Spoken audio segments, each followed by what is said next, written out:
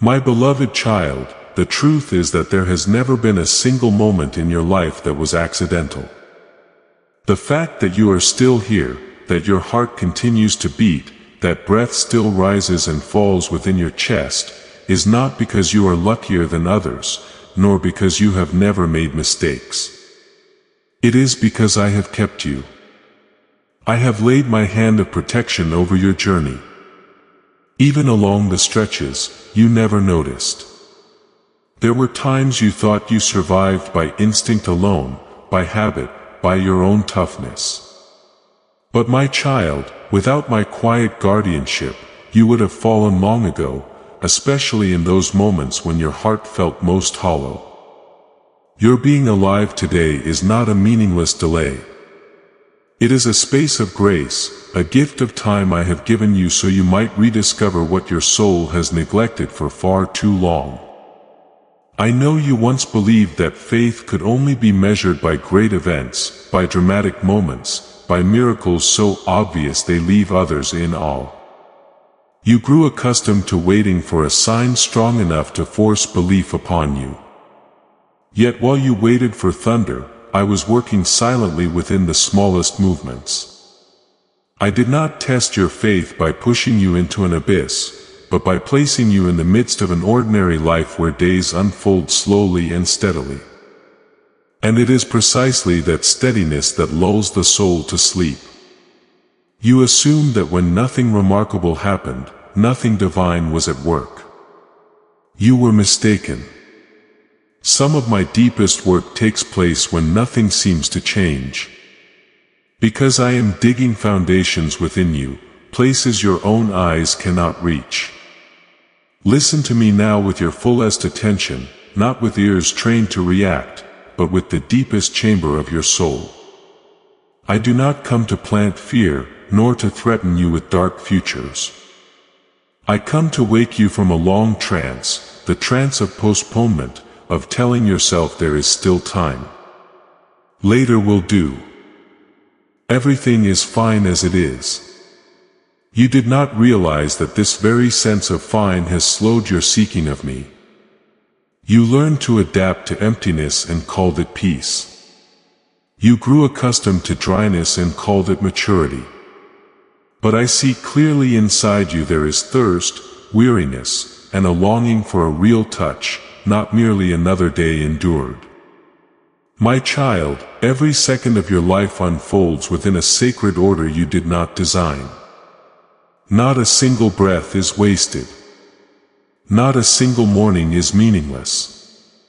Even on days when you wake heavy, directionless, uninspired, I am still there.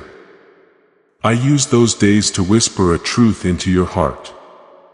You were not created merely to exist. I allow you to feel tired so you will stop leaning on your own strength. I let you reach your limits so you will begin to seek a source beyond yourself. If I were finished with you, you would no longer feel this emptiness at all. The thirst within you is proof that I am still calling. There were dangers that came far closer to you than you ever realized. Events had been set in motion. Crossroads that seemed small but could have carried you toward an entirely different ending. You never knew because I stood ahead of you, quietly redirecting your steps. Silently closing doors that had you entered would have wounded your soul beyond easy repair. You heard no collision, saw no intervention, and so you assumed nothing happened. Yet that very nothing was the sign of protection. I watched over you in nights when you slept unaware. I held you in days when exhaustion reduced you to moving forward by sheer momentum. You did not notice because true protection is not loud, not dramatic, not demanding recognition. I also silenced voices that did not come from me.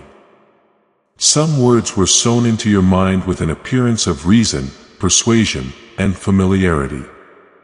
So much like your own thoughts that you scarcely questioned them. They did not shout or threaten, but slowly caused you to doubt your worth, to shrink your dreams, to believe you deserved only a life of quiet endurance. I stripped those voices of their power before they could take deep root within you. At times you wondered why you suddenly hesitated, why a once burning intention faded before completion. You thought it was indecision or weakness. Yet often it was me holding you back from a choice that would have eroded your soul over time. My beloved child, I have not only preserved you from what is visible, but also from assaults you had no ability to recognize on your own. There are attacks that do not aim at your body, but at your inner steadfastness. They come to wear you down through waiting, to discourage you through the slowness of the process, to make you believe that your perseverance is pointless. I stopped them before you could begin to believe that you were without worth. If you are still able to rise after moments when you felt you could not possibly stand again, it is not because you are stronger than others, but because I did not allow your appointed time to end sooner than what I had determined. And now I speak not by coincidence. This moment is not a random pause in the sequence of your days. It is a significant intersection where many things will be shaped for the road ahead. You may think that today is like any other day, that you are simply reading or hearing one more message and then returning to your familiar rhythm of life. But I tell you this, what you do with this moment will leave a deeper and more lasting mark than you realize. There are doors that do not open through dramatic actions, but through genuine listening. There are transformations that do not begin with outward circumstances, but with a heart stirred deeply enough that it cannot return to its former state. You have only a brief window of time to choose how you will respond. Not because I am in a hurry, but because your heart must be awakened before it lulls itself back to sleep with familiar excuses. If you pass by this call, you will continue to live, but you will live in a half-awake state, not desperate enough to cry out, yet not alert enough to step into a deeper dimension. I do not want you to live that way. I did not create you to exist by habit or to endure through resignation. I call you into a life of awareness where you know why you rise each morning and why you do not give up even when everything is still unclear. Let me touch the deepest part of you right now. Do not listen only with a mind that analyzes right and wrong, gain and loss.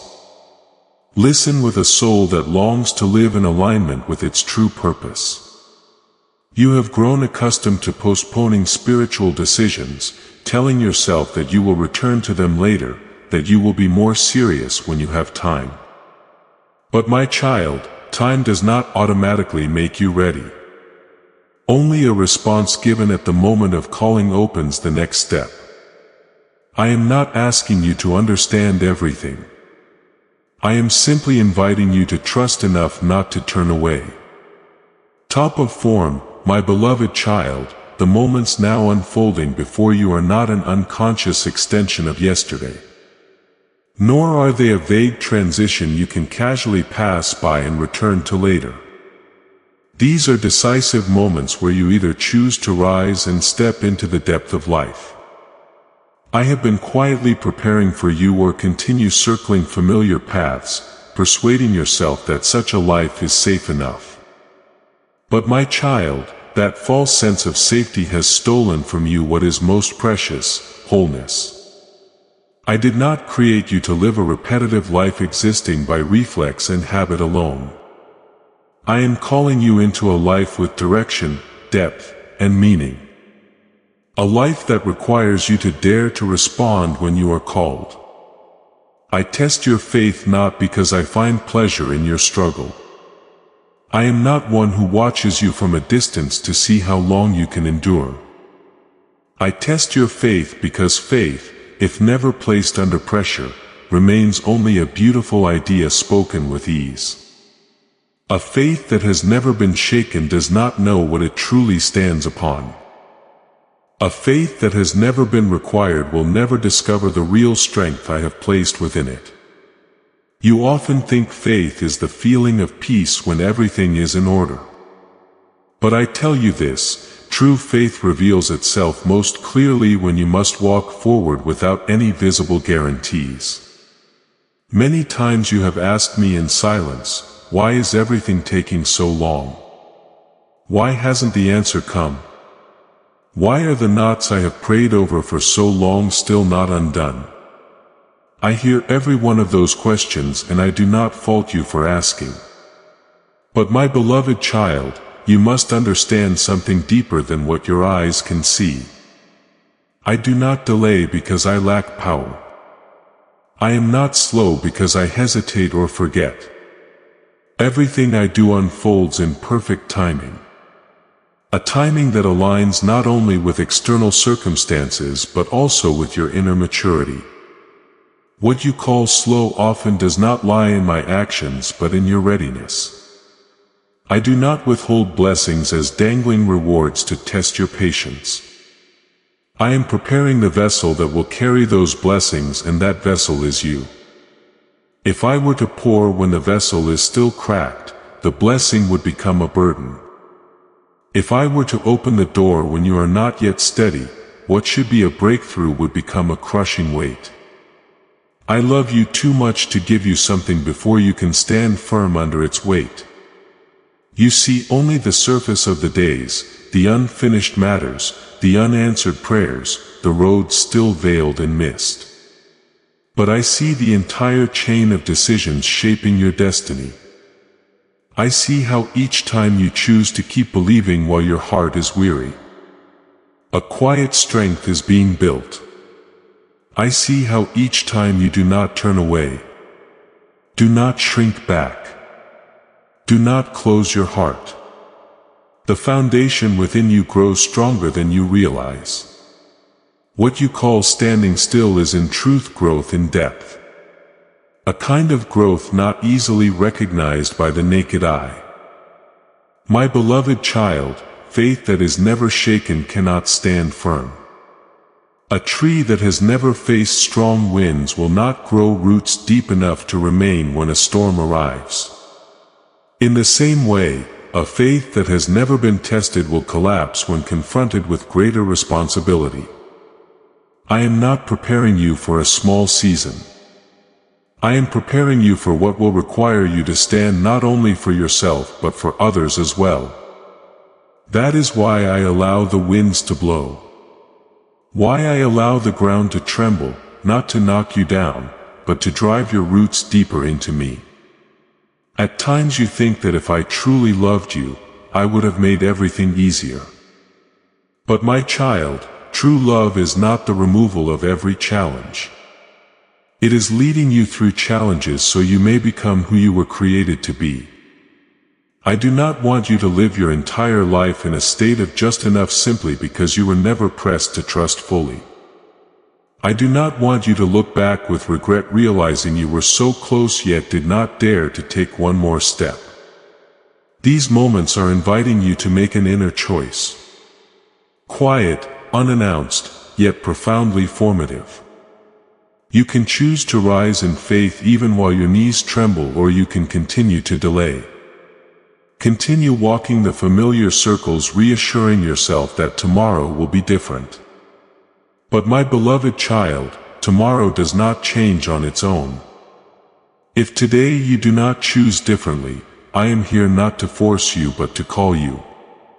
I do not push you across the threshold. I stand beside you and wait for you to step through in the freedom of your own will. Remember this. I am not restraining your breakthrough. I am making you strong enough to sustain it. I am not sealing your future. I am enlarging your heart so it can contain the future I have appointed. You see the present moment with impatience.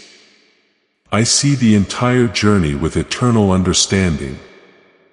And because I clearly see who you will become, I am not as hurried as you wish. Yet I am never as late as you fear. Do not let these moments pass without meaning. Allow your faith to be awakened, stretched, and drawn beyond the familiar. For on the other side of testing is not loss, but maturity. On the other side of shaking is not collapse, but true stability. And on the other side of the choice you make today is a more complete life. The life I have prepared for a long time and which is waiting for you to enter with a whole heart of trust. My beloved child, pause right in this moment and listen with your whole being. Not merely with the mind that is accustomed to analyzing, comparing, and reacting, but with the deepest part of you, where your spirit has been waiting to be awakened. I am speaking not to add another idea to your thoughts, but to light a lamp within you. Please know that every seed you plant in this mission will grow into a torch that shines in someone else's darkness. Giving to this work through the link in the description or the pinned comment. Whether by buying a coffee, making a donation, or becoming a member of our Ko-fi community, does not go to a channel. Your actions are supporting a divine mission to save lost souls. Heaven moves through willing voices, but it grows through hearts that are kind. This is what I say over you now. Each gift you give is like a stream of living water that flows into the life of someone who needs healing. Give and it will be given to you. Is not just a verse for Jesus. It is a living promise that shapes your future. Allow me to invite you now with a simple act of faith.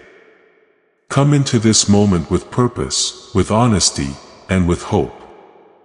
The money you give today is not a donation. The act of spiritual obedience that lets your heavens open is what opens them.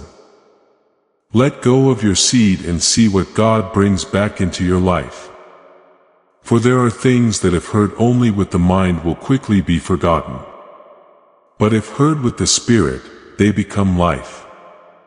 I know you have been stretched thin by too much noise. The noise of work, of responsibilities, of worry, of expectations left unmet.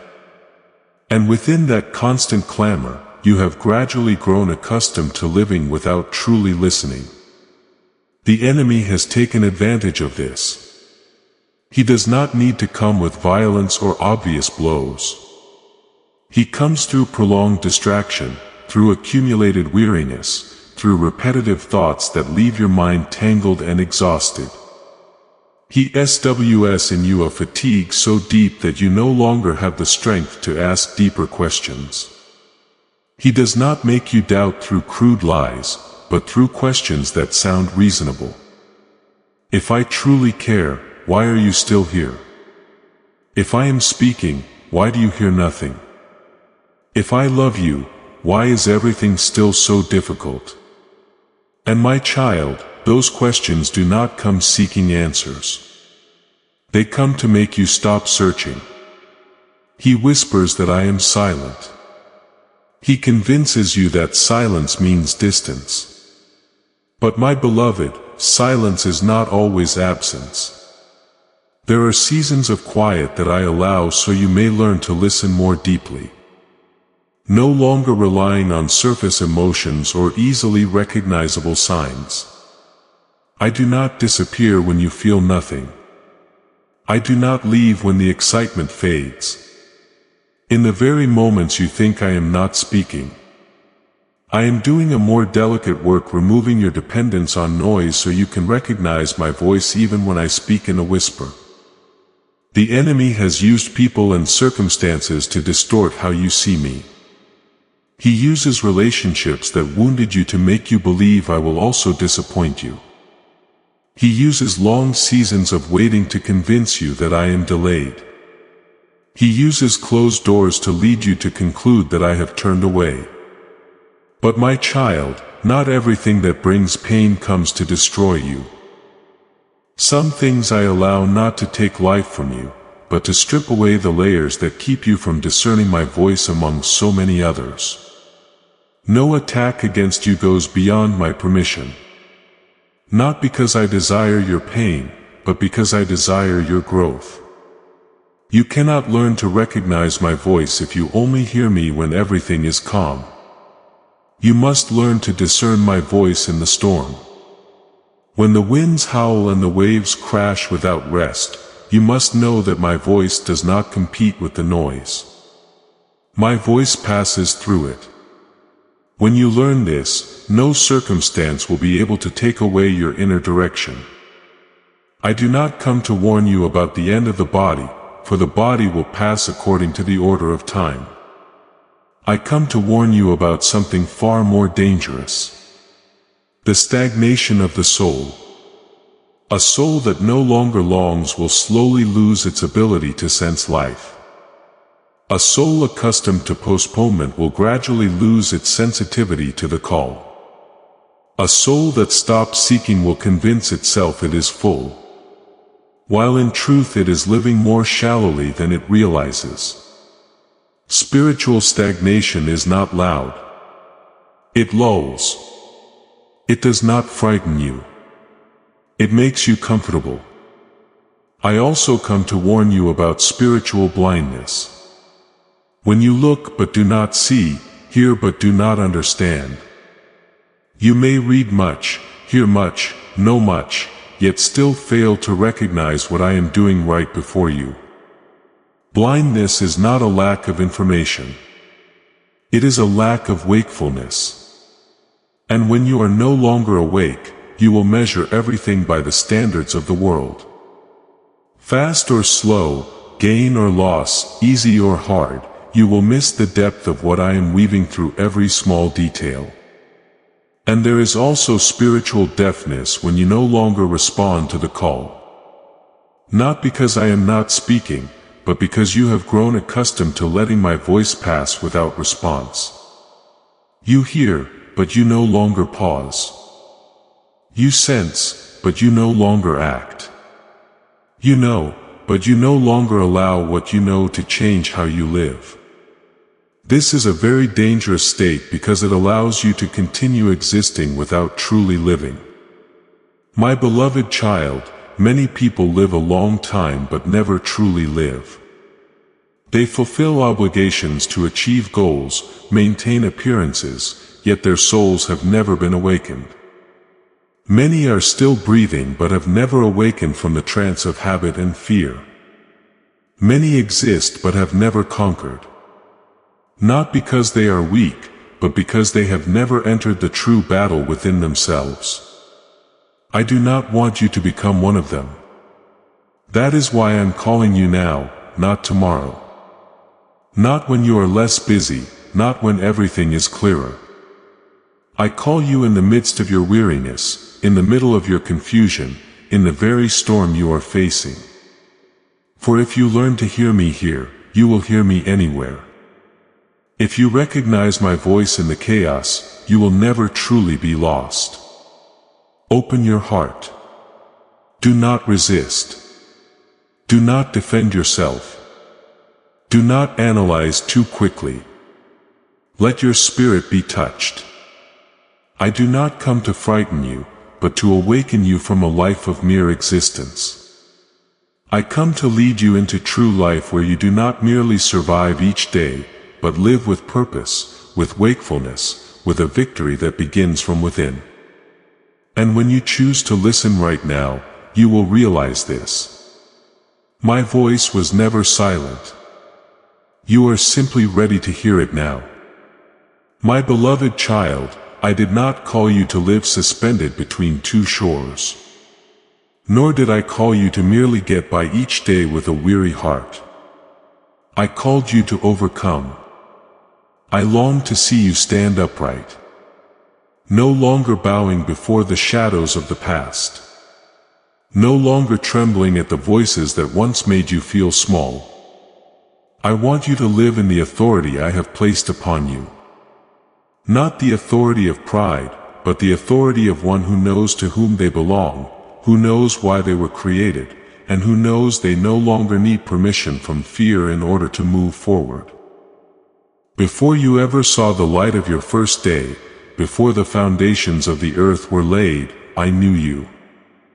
I called you by name in eternity.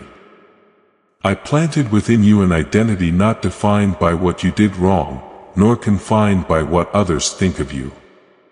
Yet, my beloved child, that identity has been buried for far too long beneath layers of judgment, expectations, failures, and the countless times you have exhausted yourself with self-blame. I want you to rise above every limit the world has built around you. The world loves to put you in a box. This is as far as you can go. You're not good enough. You're not clean enough. You're not lucky enough. You're not strong enough. These molds are designed to keep you small, to make you resize your dreams to fit your fears.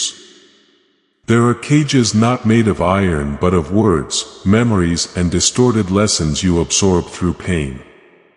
You have lived in those cages so long that you began to call them personality, to call them destiny, to call them reality.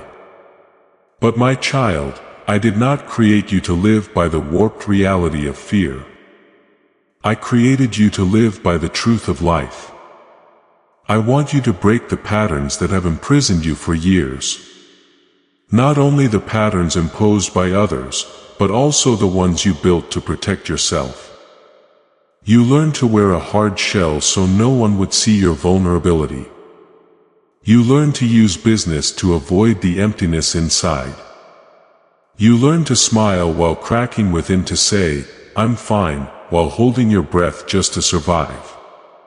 My beloved child, I do not condemn you for this. I know you were trying to survive in seasons when you had nothing to hold on to. But now I am calling you out of that temporary way of living. I do not want you merely to exist. I want you to be healed, to be grounded, to be free. I want you to step into the identity I have written for you. The identity of one who is loved, chosen, and entrusted. This identity is not a title for boosting. It is a foundation on which to stand. When you know who you are in me, you will no longer be swept away by voices that change from day to day. You will no longer need approval to feel valuable. You will no longer use achievements to fill the emptiness within. You will no longer place your life in the hands of those who are quick to leave. You will learn to walk with the peace of one who knows they belong to the Father's house and therefore has no need to live in fear. But for you to step into that identity, I must touch the deepest places within you. The places you avoid, the regions you locked away and labeled long gone, even though they still quietly control you. I touch the wounds you pretend no longer hurt. I touch the insecurities you hide behind strength. I touch the fears you cloak in words of faith that sound right yet lack inner truth. My beloved child, I see beyond every mask. I do not only hear your words, I hear your heart. I do not only observe your actions. I see the motives behind them. And I do not come to shame you. I come to set you free. I am your Father and I know you. You cannot hide from me. Yet what grieves me is this. You are trying to hide from yourself. You have convinced yourself that you are fine. So you don't have to face how tired you truly are. You tell yourself you trust completely so you don't have to admit that your heart is trembling. You tell yourself you have surrendered while your hands are still tightly gripping timelines, outcomes, and scenarios you want to control. My beloved child, I do not fault you for wanting safety. But you must understand this control is not peace. Control is only a thin garment covering fear. True peace comes when you dare to place what you cannot hold into the hands of the one who holds all things. You have come this far not to learn how to perform well. I did not lead you through so many seasons of testing just so you could become someone who says the right things, looks okay, and appears strong by the world's standards. I brought you this far so you could be transformed. I want you to become real. Real in trust. Real in humility. Real in dependence on me. Real in the courage to face yourself. I want you to dare to say, I need you. Not as a slogan, but as a heart rightly placed. For when you dare to be real, I can truly heal. When you dare to open, I can truly fill. When you dare to let go, I can place into your hands what you could never create on your own. Listen closely, my beloved child. The victory I desire for you is not merely overcoming a situation, escaping a hardship, or receiving what you are praying for. The victory I want for you begins within. Victory over pretending. Victory over hidden fear. Victory over the habit of self-strain. Victory over relentless self-blame. Victory over the cycle that keeps pulling you back to old places. For if you change only the outside while the inside remains bound, you will simply build a new cage with a different shape. But if you are free within, you will stand firm anywhere, walk through any season, and still carry life within you. I am calling you right now, not when you are perfectly ready, but in the middle of your confusion.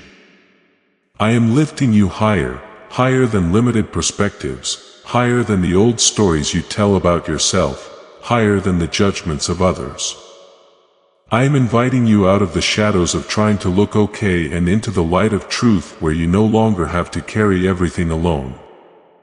I want you to stand in the authority of one who belongs to me, unshaken by noise, unbowed by the past, unrolled by fear. So my beloved child, do not run from this moment. Do not rush to change the subject. Do not hurry to fill the space with noise. Stay with me one breath longer. Let me peel away each layer of pretense, not to leave you exposed, but to make you whole. Let me teach you how to release without fearing loss. How to trust without seeing ahead. How to walk without controlling every step. For I did not call you to pretend. I called you to be transformed. I did not call you to survive. I called you to overcome, my beloved child. There have been moments along your journey when I called to you very gently, very clearly. Yet, you chose to turn away, not because you could not hear me, but because you heard me too clearly and were afraid of what change would require. I spoke to you in the quietest moments when your heart was still enough to discern what was my voice and what was your own. But you learned to grow comfortable with delay. You told yourself, it's not time yet. I need more time. When I'm more ready, I will do it. And so those days followed one another without noise, without crisis. Simply a series of moments in which you stepped back from what I was opening before you. I know you did not deliberately resist me. As this awakening grows inside you, know that helping with this mission is not a joke. It is a sign from God. You can support this work through the link in the description or the pinned comment. Whether by buying a coffee, making a donation, or becoming a member of our Ko-fi community.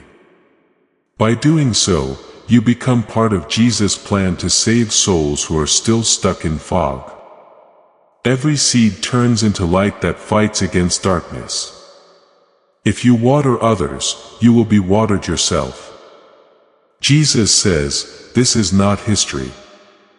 It is a living promise about your future. Come into this moment with faith and a plan. What God has already planned for your life can be unlocked through your giving. You did not stand up and declare that you were rejecting me. You only postponed. You only slowed down. You placed my voice behind what you considered more urgent, safer, more familiar. But my beloved child, prolonged delay can be just as destructive as open rebellion. It slowly hardens the heart. It dulls your spiritual sensitivity. It trains you to hear without responding, to know without acting, to be urged yet remain still. And gradually you begin to believe that what I say is not truly necessary for your present life. There were times when I warned you not with thunder or great upheaval, but through a gentle unease in your spirit, through a door closing at just the right moment, through an interruption you could not explain.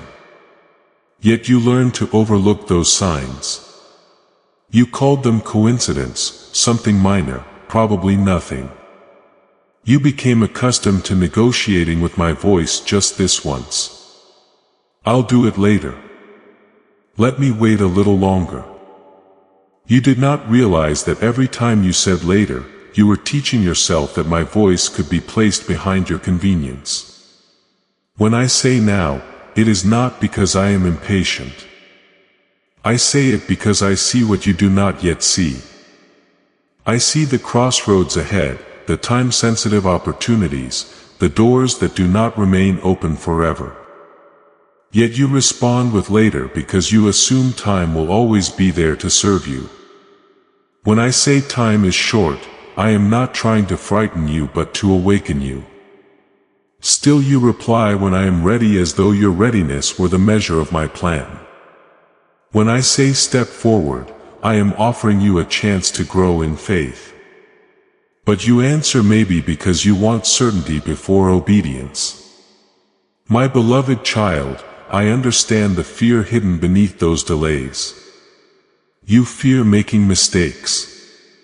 You fear losing control. You fear that if you follow my voice, you will have to let go of what is familiar, of what has made you feel secure.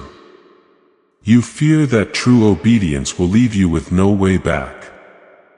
I do not despise your fear. I am only grieved to see you allow it to govern the most important decisions of your life. And yet today I am calling you once again. Not because you did everything right in the past. Not because you have proven anything. I do not call you because you deserve it. But because my mercy is not limited by your history of failure. That mercy does not diminish with the number of times you delayed.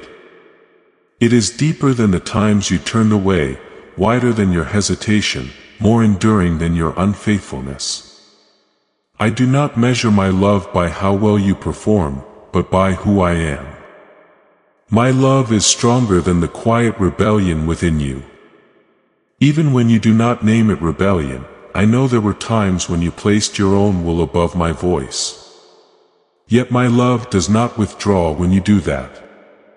I do not close the door when you break promises. I do not erase your name from eternal purpose because you move more slowly than I hoped. I remain there waiting not with bitter disappointment but with the patience of a father who knows his child needs time to learn how to trust. My patience is greater than all your hesitation. You think I have grown weary of calling you again and again. You think I have become discouraged because you promise and then delay. But my beloved child, I do not grow exhausted as you do. I do not change as you do. I do not love according to fluctuating emotions. My patience is not weakness. It is strength expressed through love. I know when to wait, when to call, when to be silent, and when to speak once more. And this is most important.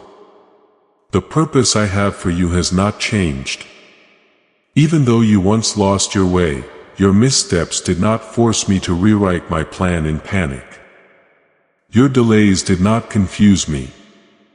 I accounted for your weakness from the beginning. I knew you would not be perfect. I knew there would be moments when you would hesitate. But I also know that what I planted within you is strong enough not to be destroyed by old patterns. My beloved child, the opportunity one am placing before you today is not a meaningless repetition. This is not a vague invitation meant to comfort you temporarily before you return to your old ways. This is a significant intersection where you are invited to choose differently, not by fleeting emotion, but by a deep inward decision. You can continue to delay, continue to negotiate, continue to say later, or you can choose to respond even while your heart trembles, even while you cannot yet see the entire road. I do not ask you to be perfect before you obey. I only invite you to be honest. Honest about your fear. Honest about your weariness. Honest about how long you have delayed. For when you stop pretending that you are fine, I can begin true healing. When you stop saying maybe, I can lead you with certainty. When you stop waiting until you feel ready, you will discover that the greatest readiness is simply placing your heart in my hands. Today I do not recall your past to condemn you. I recall it so you may recognize grace, so you may understand that without my steadfast love, you would no longer have the opportunity to hear these words. The fact that you are still being called, still being invited, still being reminded is proof that I have not let go. I have not given up. I have not changed my mind about you. So my beloved child, do not let this moment pass as the others did. Do not merely not inwardly and continue as before. Pause, listen, and respond not with grand promises, but with one concrete step of obedience, however small. For in that step, you will discover that I am not only the one who calls you, but the one who walks with you. And this time, if you choose to step forward, you will not walk alone. My beloved child, listen with the full depth of your soul. What you are facing is not random resistance, nor are they meaningless collisions of life. The enemy is not concentrating his force against you because of where you stand today, but because of where you are being led tomorrow. He is not afraid of your present. He is afraid of the future that has already been written over your life. He sees what you have not yet fully recognized. He reads the lines of destiny that I inscribed into your soul before you could even name yourself. And because of this, he seeks every way to slow your steps, to sow doubt, to lure you into delay, to keep you lingering in a half-awake state, neither fully asleep nor truly alive. He fears your awakening. For when you awaken, you no longer live by reflexes shaped by fear or old habits. When you awaken, you begin to ask the right questions, to listen with clarity, to realize that your life is not a scattered chain of disconnected events, but a journey with purpose. He fears the moment you open your eyes and see that the things that once made you feel small no longer hold the power you imagined. He fears the day you stop defining yourself by the past, by failure, by the judgments that once pressed heavily upon you. For when you awaken, you are no longer easily controlled by voices that masquerade as truth. He fears your obedience, not superficial obedience done for appearance or correctness, but obedience that flows from a heart that has chosen to trust me more than itself. For when you obey, you step outside his realm of control. Obedience leads you onto paths he cannot predict. Obedience renders ineffective the schemes designed to lead you astray. He knows that the moment you truly follow what I instruct, even one small step, the entire landscape begins to shift. And that is something he cannot endure. He fears your transformation. Not the outward change that others quickly notice, but the quiet inner renewal that unfolds within. As you begin to be transformed, you no longer react as you once did. You are no longer triggered by old wounds or pulled by familiar emotions. You think differently, choose differently, stand differently. And when a person is truly transformed, they become a profound threat to darkness. Because light does not need to shout to dispel the night. It only needs to be present. He fears your deep communion with me. For that communion is not built on formality, not dependent on circumstances, not shaken by emotional highs and lows. When you enter into true fellowship with me, you begin to hear my voice more clearly than the noise of the world. You learn to recognize me not only in times of calm but in the midst of storms.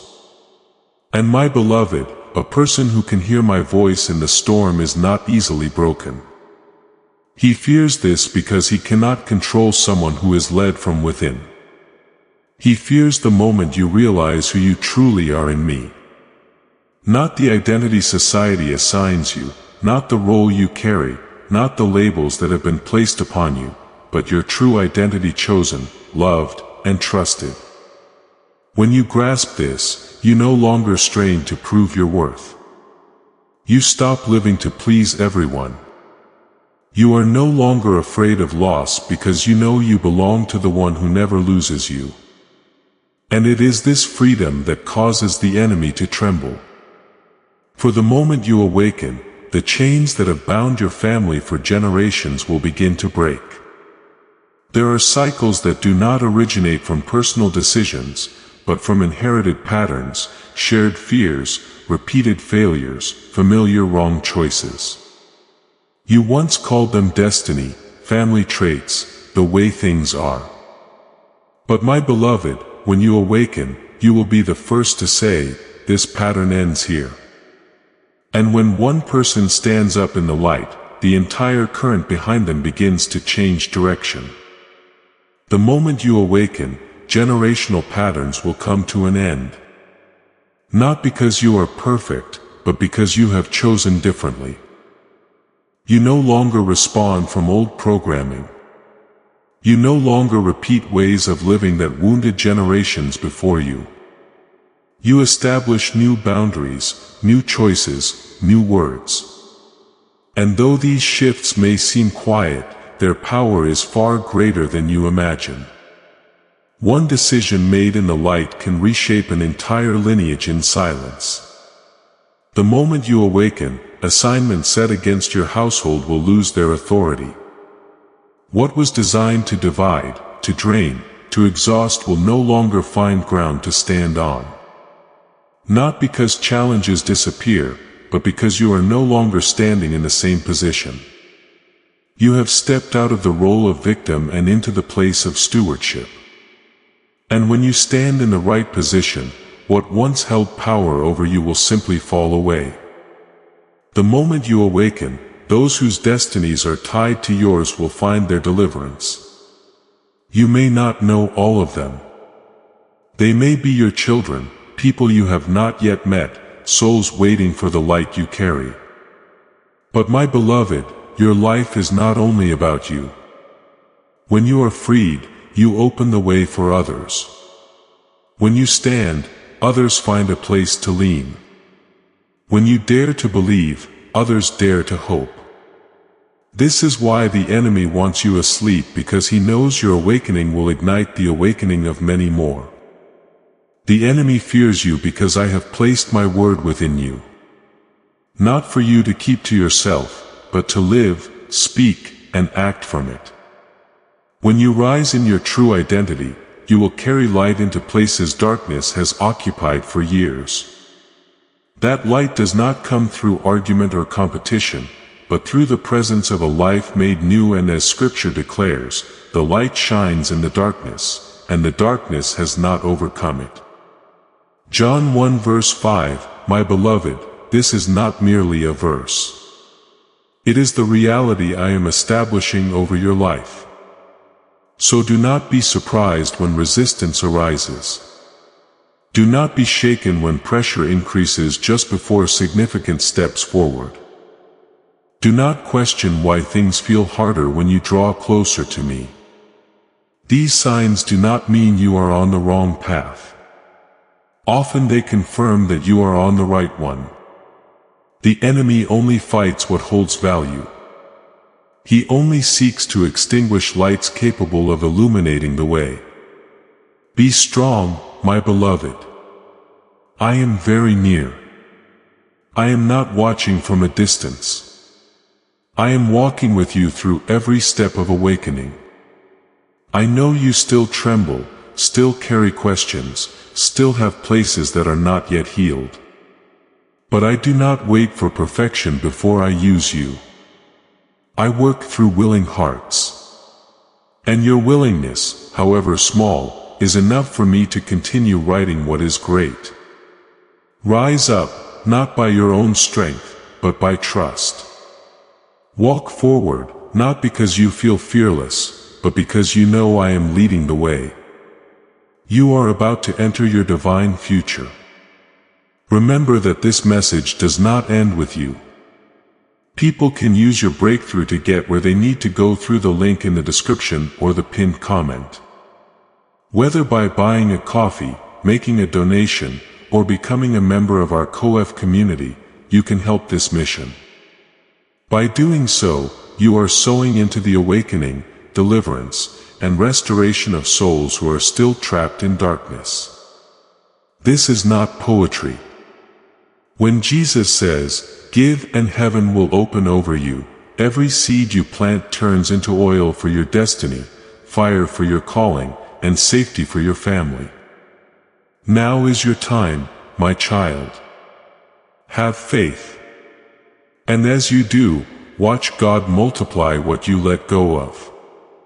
And remember this, you are not being opposed because you are weak, but because the light within you has begun to shine.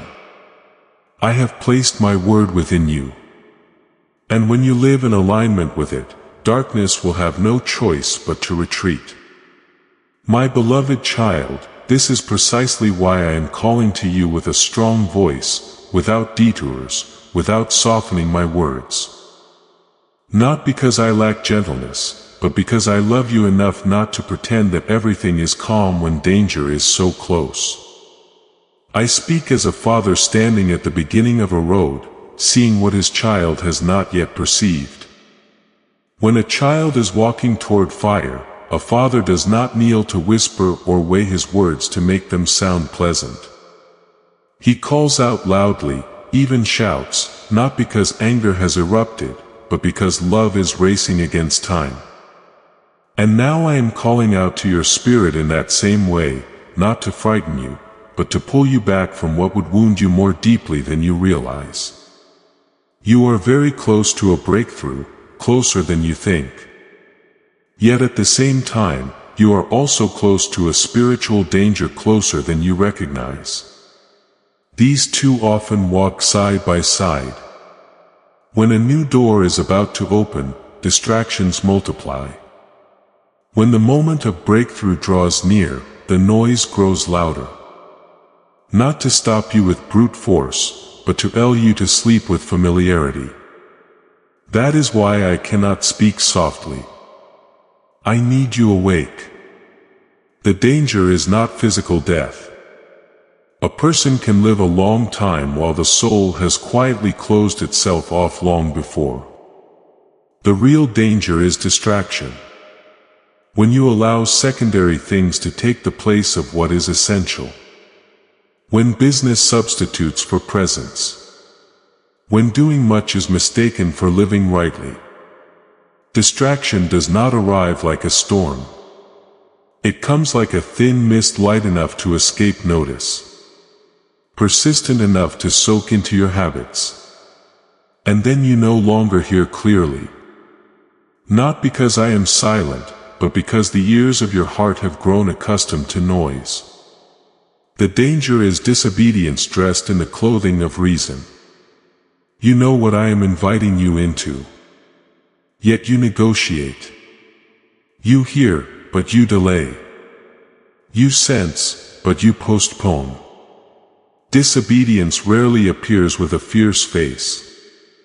It usually comes with reasonable explanations. Not yet. Later. There's too much to take care of when I'm more ready. And each time you choose to delay, you train your heart to believe that my voice can stand in line behind other priorities. Not because I am weak, but because you are allowing convenience to lead.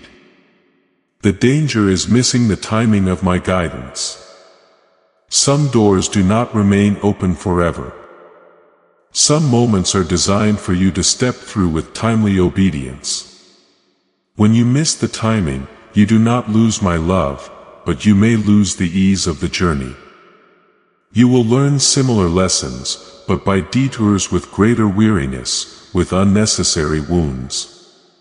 I do not want that for you. So, I call out loudly to help you stop in time. The danger is ignoring my voice once again. For every time you ignore it, sensitivity dulls. Each time you pass it by, another layer of hardness forms around your heart. It is not that I stop speaking. It is that you grow accustomed to not responding. And then you begin to live by inertia, doing what is familiar, choosing what is easy, walking well-worn paths. You may still do good things and say the right words, but the first fire has begun to fade. I do not want you merely to be right. I want you to be alive. My beloved child, I call out strongly because I am protecting you from the negligence you have learned to tolerate. I am not trying to control your every step. I am trying to keep you in the light. I do not warn you to make you anxious. I warn you to awaken you. I do not raise my voice out of anger. I raise it out of love. True love is not afraid to disturb when your safety is at stake. Understand this. The breakthrough you are longing for does not come from doing one more thing, but from standing in the right position.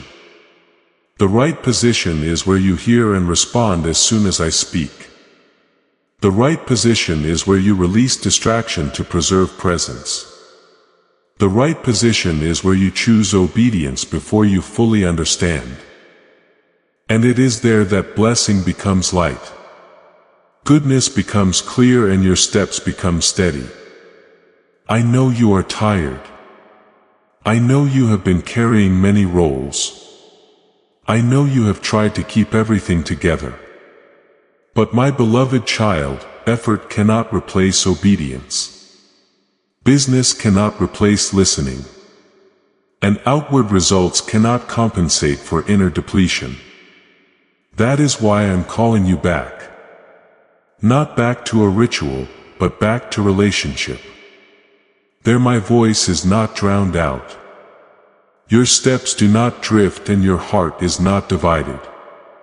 At times you wonder why I do not speak more gently. You long for a soft word of comfort, but my child, there are seasons that call for comfort. And there are moments that require awakening. Today is the second, not to frighten you, but to make you alive, as Scripture clearly reminds us. Therefore, keep watch because you do not know the day or the hour. Matthew 25 verse 13. Watchfulness is not anxiety. Watchfulness is living with true focus. Pause for a moment. Turn down the noise. Lay aside the things competing for your attention and listen not only with your ears but with a decision. I am calling loudly to your spirit because you are very close to what you have been asking for. Do not let distraction steal this moment. Do not let disobedience delay what I am opening. Do not let one more act of ignoring blur the path ahead. My beloved child, I am here clear, near and patient. I call you not to accuse you, but to draw you into life. Respond. You do not need a speech. Only one concrete step of obedience. And when you step forward, you will realize that this strong voice was never a threat. It was the embrace of a father who saw the danger ahead and ran in time to hold you, to lead you, and to bring you into the season of breakthrough you have been waiting for all along. My beloved child, listen very carefully, not only with your ears, but with the full depth of your soul. What I am speaking to you now is not a solitary word meant for a single moment. Nor is it a message useful only for your present circumstances. I am opening before you a wider, deeper perspective so that you may see how what I am doing today is inseparably connected to what I have been doing throughout the ages. My ways do not drift with passing emotions. My patterns do not change with human fashions. The rhythm by which I move love, warning, mercy, and purpose has flowed through history like a steadfast river. And today that river is reaching your life. You may think that you are standing alone before weighty decisions, that the pressure you feel is unique, that the inner tensions you carry have never existed before. But my child, you are standing within a long procession of those who once heard my call, who were warned, who were shown mercy, who were invited to step into purpose. Those who listened found life in the wilderness. Those who obeyed were lifted beyond their own strength. Those who paid attention to even the quietest whispers walked into destinies they could never have engineered for themselves. And those who ignored not because they lacked intelligence, but because they lacked alertness began to fade from within long before their season truly ended. I want you to understand this clearly. I do not change my standard to accommodate you. I change you so that you can stand firm within my standard.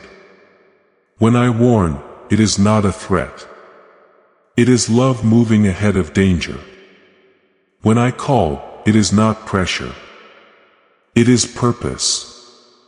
Finding the right person. When I am patient, it is not because I am uncertain. It is because I am waiting for maturity. It has always been this way. I reveal myself before I act in great ways. I call before I shift the landscape. I give signs before I open doors so that those who are attentive may enter with trust. Not be swept along by panic. My beloved child, the message you are hearing today is not new in the hollow sense. The world celebrates. It is new because it is alive. Alive just as when I whispered to those who came before you, thundered to generations who dared to rise and proclaim truth to those willing to obey. The content does not change, but the listeners do. And every generation is given the same choice to listen or not listen, to respond or delay, to step forward or remain still. I show no favoritism. I am faithful. I am not impulsive. I am consistent. There is a rhythm you must learn to recognize. First comes love. I reveal who I am, who you are, and the bond between us. Then comes warning. I point out crossroads, traps, and things that seem harmless but will erode life if ignored. Then comes mercy. I give more time, more opportunity, more light, and finally comes purpose. I invite you to step into what I have prepared. Not by your own strength, but through obedience. That rhythm never disappears. When you skip a beat, the journey becomes uneven. When you keep the rhythm, your steps become steady. I know you are living in a noisy age where every voice competes to be heard. Where attention is fragmented, where speed is praised more than depth. That is why the greatest danger is not a lack of information, but a lack of attentiveness. One can know much and still be lost, hear much, and still not leave. My child, I do not need you to gather more knowledge. I need you to tune your heart to the right frequency. Listening is not a passive act.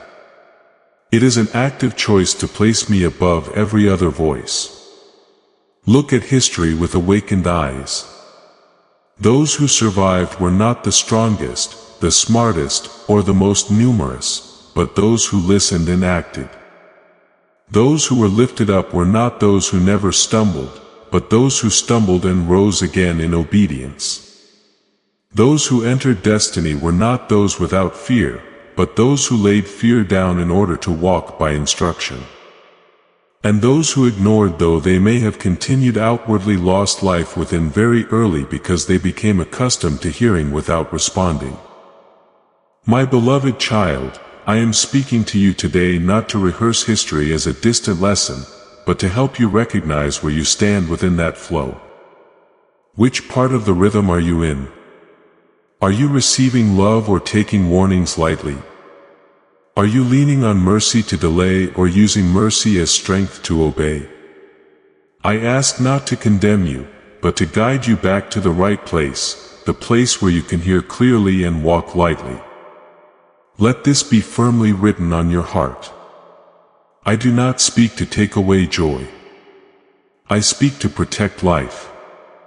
I do not call to frighten you. I call to awaken you. I do not warn to bind you.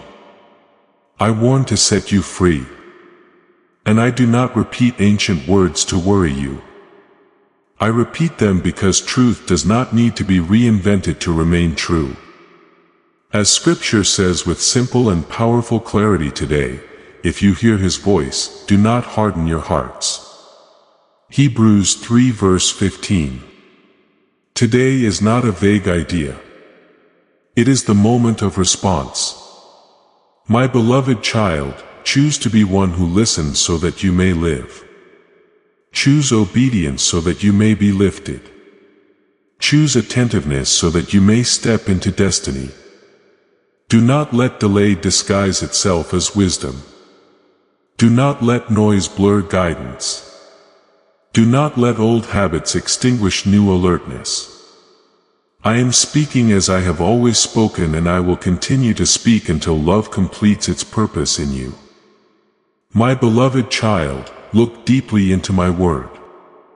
Not as one rereading old pages of history, but as one standing before a mirror to see who you are today.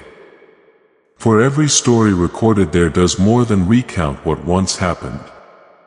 It carries the breath of what is happening now and what is about to unfold. My word is both memory and promise, both a milestone and a pathway. Within it are whispers of love, calls to purpose, warnings wrapped in grace and light that reveals how I am working with you in the present. If you read only to know, you will miss it. If you read to listen, you will be led.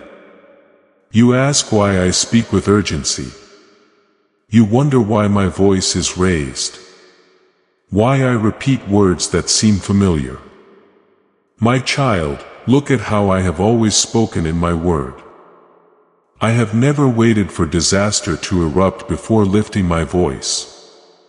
I have never waited until humanity had no escape before offering direction. I always speak beforehand, not to frighten, but to save, not to impose, but to protect. My warnings come before the crisis. My voice goes ahead of danger. Please know that every seed you plant in this mission will grow into a torch that shines in someone else's darkness.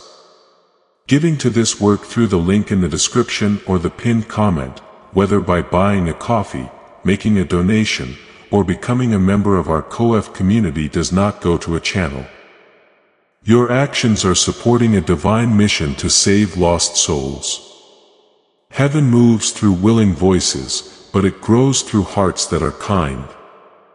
This is what I say over you now. Each gift you give is like a stream of living water that flows into the life of someone who needs healing. Give and it will be given to you is not just a verse for Jesus. It is a living promise that shapes your future. Allow me to invite you now with a simple act of faith. Come into this moment with purpose, with honesty, and with hope. The money you give today is not a donation. The act of spiritual obedience that lets your heavens open is what opens them. Let go of your seed and see what God brings back into your life. My guidance precedes the impact. This is no coincidence. It is how I love. Look at Lot not as a distant figure, but as a mirror reflecting you. I drew Lot out of Sodom. Not when the fire had already fallen, not when the ground was shaking, not when everything had collapsed. I sent the angels ahead of time while there was still space to hear, to choose to move. I did not wait for destruction to prove my warning true. I gave the warning so destruction would not have the final word. Yet you also know this. Lot was saved not merely because I spoke but because he moved when he was called. My word opens the way. Obedience sets foot upon it. My beloved child, here is a principle you must grasp. Grace does not cancel responsibility. Grace creates the opportunity to respond. I speak in advance not because I am impatient but because I see Father. I raise my voice not because I am angry but because I am moving faster than danger. When you hear my urgency, it is because I am standing at the beginning of the road you are about to take. Seeing what you cannot yet see. You may see a small decision. I see a long chain of consequences. You may see immediate convenience. I see the cost that comes later. And so I call understand this. The stories in my word are not confined to the past. They are prophecies in motion. Not by repeating events exactly, but by repeating principles. When you read about Lot, you are reading how I act today. I send warnings ahead of time. I open exits ahead of time. I grant time to choose ahead of time. I do not wait until you are exhausted to speak. I do not wait until consequences are irreversible to guide you. I speak while you can still turn back. This is love, my beloved child. My urgency is not a meaningless alarm. It is the heartbeat of a father. Some dangers do not roar, they whisper. Some traps do not threaten, they invite. Some choices do not look like evil. They wear the disguise of it's fine. And because they are subtle, I must speak clearly. Because they are gentle, I must speak firmly. Not to make you afraid, but to keep you awake. Look again at my word and recognize its familiar rhythm. I reveal, then warn, then guide, then wait for your response. When you listen, you are protected. When you obey, you are lifted. When you delay, you place yourself in unnecessary risk. I do not change this rhythm to suit your convenience. I keep this rhythm to preserve your life. For the greatest danger is not ignorance. The greatest danger is knowing and not responding. My beloved child, I know you may grow weary of hearing repeated warnings. You may think, why is it always be careful? Listen closely. Keep moving. But if the road ahead has a sharp bend, the one who loves you will tell you to slow down again and again. Not because they doubt your ability to drive, but because they value your life. I am the same. I repeat myself not for lack of creativity, but because love never grows tired of protecting. Look at Lot once more and draw the lesson for today when the warning comes. Do not wait for dramatic signs to confirm it. When the call sounds, do not negotiate for delay. When guidance is given, do not wait until you feel perfectly ready. The greatest readiness is timely obedience. You do not need to understand everything to move. You only need to trust enough to step.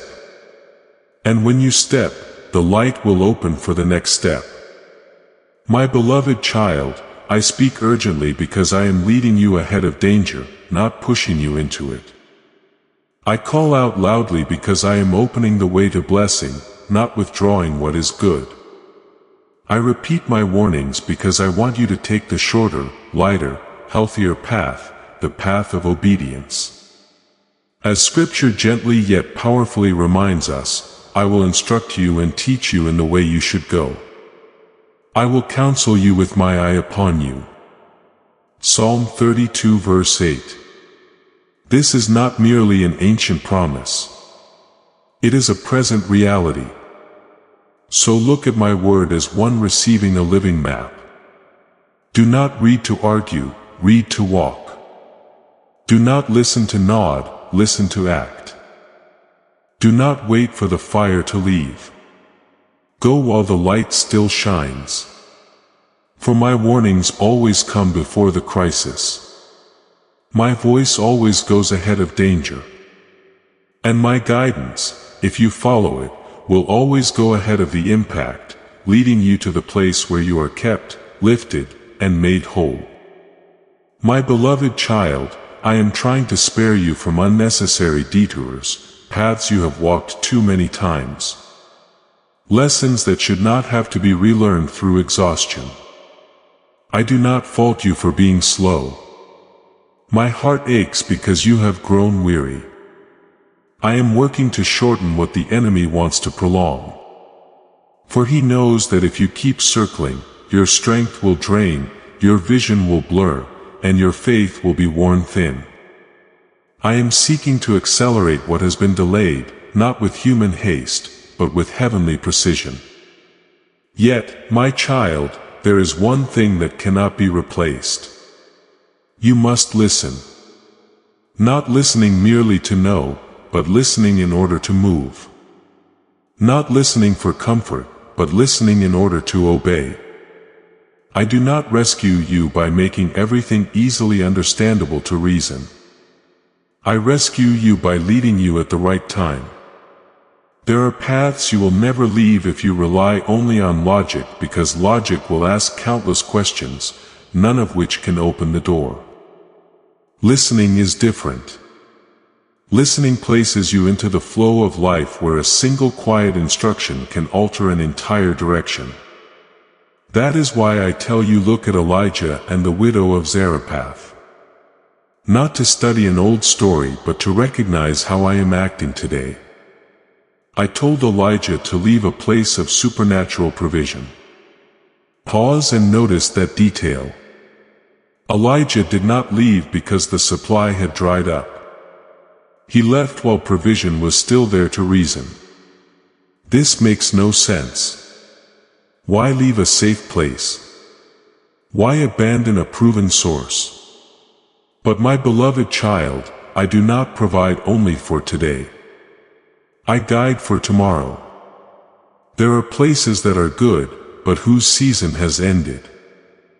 There are streams that once flowed, but are about to run dry. I called Elisha away before the drought came, not to make him lack, but to keep him from being trapped. His obedience did not rest on visible guarantees. It rested on relationship.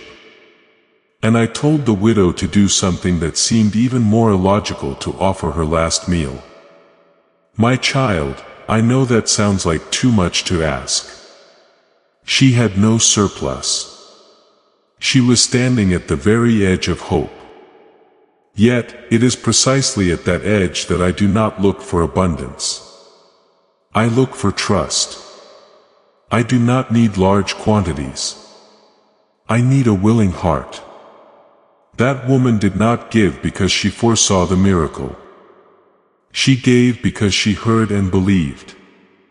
Her obedience in uncertainty opened the door to miraculous provision, not once but day by day, meal by meal. Enough for the entire season of famine. My beloved child, notice what they share in common. Both Elijah and the widow obeyed instructions that made no sense to human reasoning. Yet that very illogic was perfectly aligned with my rhythm. Reason asks, what if this fails? Listening asks, what are you saying? Reason measures risk. Listening walks in relationship. And it is that relationship that unlocks blessings logic can never reach.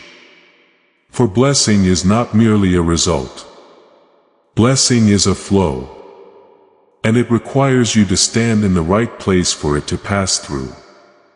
I am trying to shorten your journey. But my child, a journey is shortened only when you stop negotiating with my voice. Each time you hear, but do not act. You add another bend in the road. Each time you delay, you prolong an old season. I do not speak to pressure you. I speak to lighten your load. For detours cost more than time. They drain joy, strength, and sensitivity.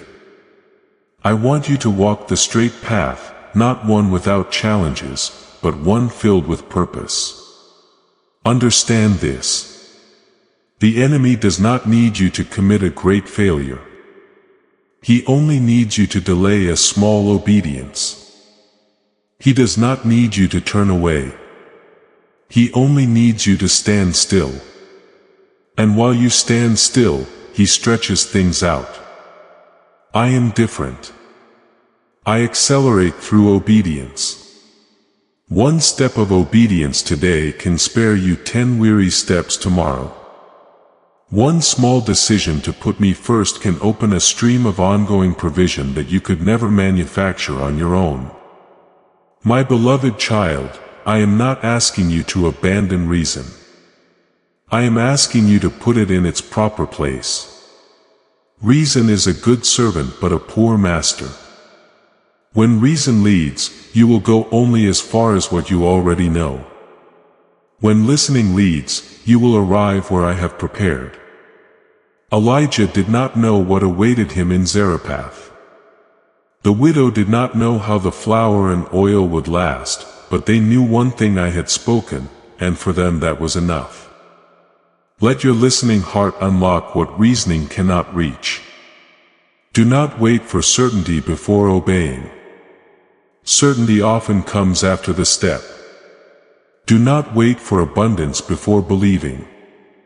Faith is refined in lack. Do not wait for everything to make sense. I often work beyond familiar frameworks so that the glory belongs to me, not to your calculations. My beloved child, I am trying again to spare you from more detours, from repeating the same lesson at a higher cost. I am working to shorten what the enemy wants to prolong: seasons of weariness, nights of confusion, days of stagnation. I am seeking to accelerate what has been slowed: suspended promises, delayed steps, compressed callings. But the key remains the same. Listen and do what you hear. Remember this scripture as a lamp for your feet. Trust in the Lord with all your heart and do not lean on your own understanding. In all your ways acknowledge Him and He will make your path straight. Proverbs 3:56. Trust is not blindness. Trust is placing the right weight in the right place. When you place the weight of your life upon my word, I will place you on the right path. So my beloved child, do not fear instructions that sound illogical. Do not tremble when I ask you to leave what is familiar. Release what you are holding or offer what you think is your last. I do not take away to make you lack. I lead you forward to make you whole. I do not close doors to imprison you. I open another way to set you free. Walk into uncertainty, not alone, but with me, and you will see today's obedience is the shortest path to tomorrow's miraculous provision. My beloved child, in this present season of your life, I am speaking to you in a way that your natural mind may find difficult to understand, even unsettling. The instructions I give are not meant to challenge your intelligence, but to draw you out of the invisible cage that familiarity has quietly built around you. You will feel a strong pull backward, a pull toward what you know, where you feel in control, where faith is not required to stretch. You will want to cling to what feels safe, to rely on what your eyes can see, your hands can touch, and your reasoning can calculate. But my child, if you walk only by what is seen, you will never reach what I have already prepared for you. I know how powerful the allure of comfort can be. It whispers, "This is enough. Don't go any farther. Don't complicate things." Comfort convinces you that standing still is a form of wisdom. But my beloved, miracles have never flowed through comfort. They are not born from preserving the status quo. They do not grow in safe zones. Miracles flow through obedience, through steps you cannot secure with logic, through decisions that place trust above certainty. I do not despise your caution, but I do not want that caution to become a barrier that keeps you from stepping into what is new. When I call you out of familiar places, it is not to strip you of your foundation, but to build a deeper one. There are places that once nurtured you for a season, but if you remain there too long, they become limitations. There are things that were once blessings, but if you cling to them, they turn into burdens. I do not say this to make you fear change, but to help you understand that life is always moving. A river that stops flowing becomes stagnant. Faith that stops stepping forward becomes mere form. My beloved child, you live in a world that trains you to rely on what can be seen. Numbers, outcomes, instant feedback. But my child, my kingdom operates by a different order. I do not begin with abundance. I begin with trust. I do not wait for you to have enough before I work a miracle. I multiply what you believe is not enough. When you hear my voice and dare to place what is small into my hands, I turn it into a living stream. As this awakening grows inside you, know that helping with this mission is not a joke. It is a sign from God. You can support this work through the link in the description or the pinned comment. Whether by buying a coffee, making a donation, or becoming a member of our COF community. By doing so, you become part of Jesus' plan to save souls who are still stuck in fog. Every seed turns into light that fights against darkness. If you water others, you will be watered yourself. Jesus says, this is not history. It is a living promise about your future. Come into this moment with faith and a plan. What God has already planned for your life can be unlocked through your giving. When you obey my voice, I sustain you in the midst of famine. Not only famine of resources but famine of hope, direction, and inner life. At times you will ask yourself, what if I step out and fail? My beloved, I do not measure success the way the world does. To me, true failure is not stepping forward and stumbling. True failure is never stepping forward because you are afraid of stumbling. When you listen to me, even trembling steps are upheld by my hand. Even imperfect decisions are shaped by my guidance. I do not need you to be flawless. I need you to be willing to obey. When you obey my voice, I am not only addressing your immediate needs.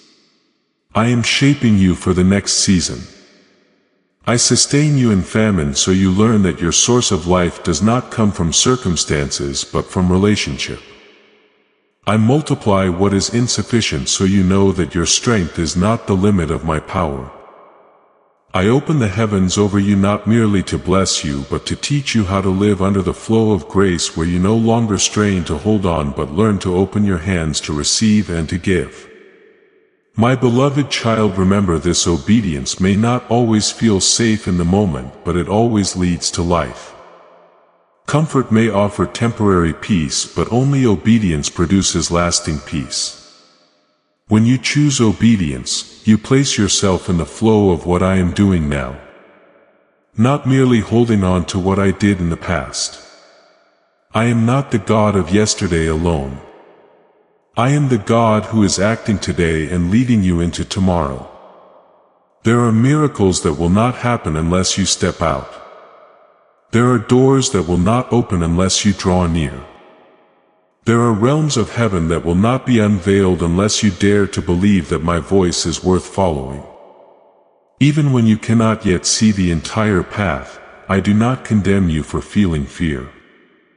I simply invite you not to let fear take the wheel. Let faith lead faith that is not blind but attentive to my voice. My beloved child, I know you are being pulled between two currents. One is the safety of what is familiar. The other is the invitation to step out.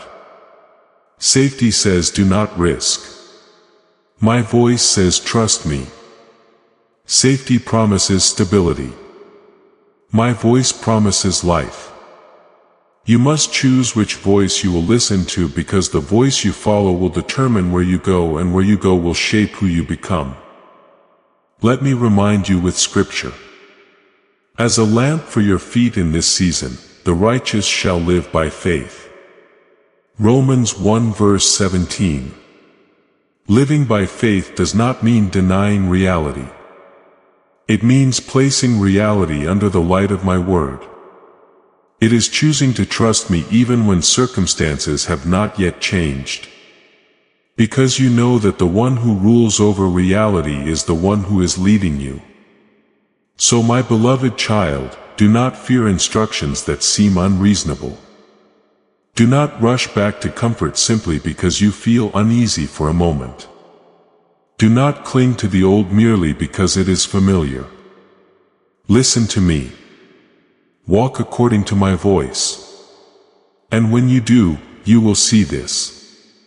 What you thought was not enough will be multiplied. Where you believed there was barrenness will be sustained. And over your head, right in the midst of your circumstances, the heavens will be opened. Not because you are strong, but because you chose obedience. My beloved child, look at King Saul, not in order to judge him, but to reflect upon yourself. The story of his life was not recorded so that you would merely read it and close the book, but so that you would recognize how a great destiny can be gradually eroded when obedience is no longer whole. I chose Saul. I anointed him. I placed him in a position that many people dream of but never reach. He lacked neither ability nor opportunity nor initial support. What he lacked was not outward strength, but inward surrender. And it was precisely this absence that quietly led him to lose everything. I warned him more than once. I instructed him with words that were clear, not vague, not ambiguous. I did not test him with confusing commands. I spoke plainly what I desired and when I desired it. But Saul began to listen selectively. He listened to the parts that made him appear right before the people while ignoring the parts that required him to place me above human approval. He learned how to keep what benefited his image and sacrifice what was necessary for his relationship with me.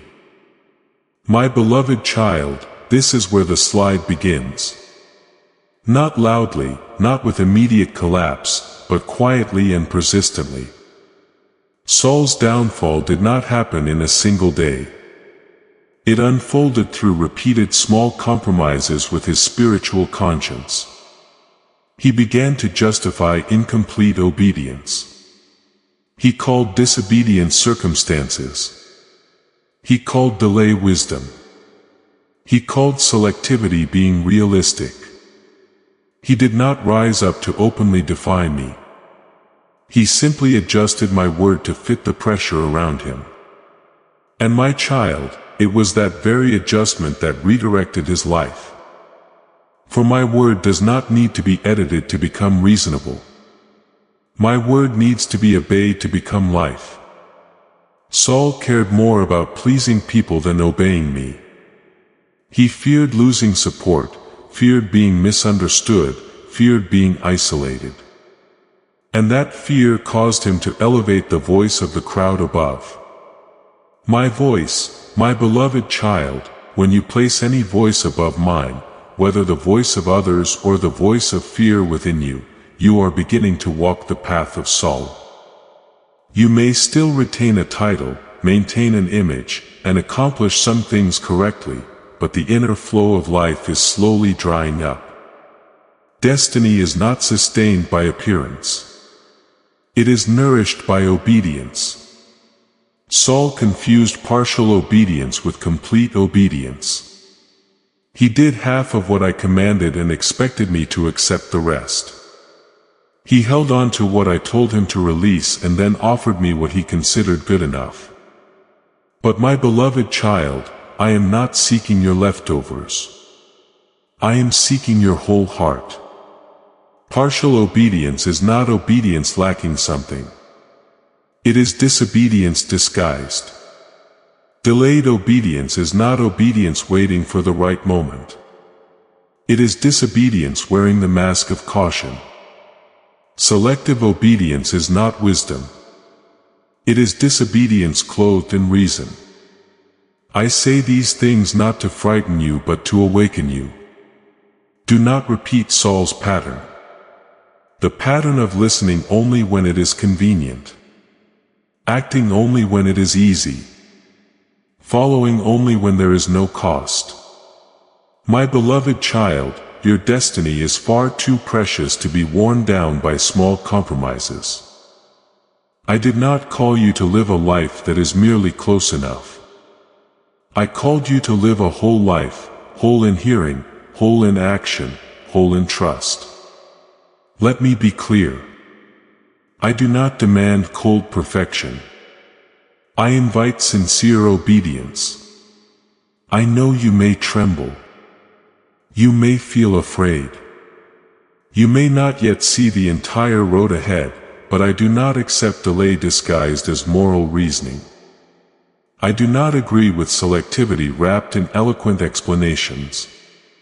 When I say do it, it is an invitation into life, not a command to step into danger. When I say now, it is because timing itself is part of the miracle. My beloved child, learn from Saul so that you do not have to learn through your own loss.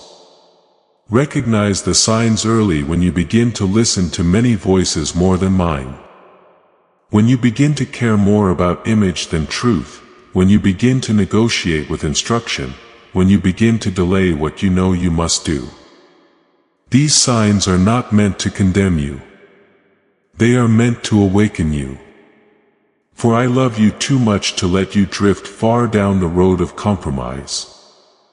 I am calling you to obedience that is whole, not partial.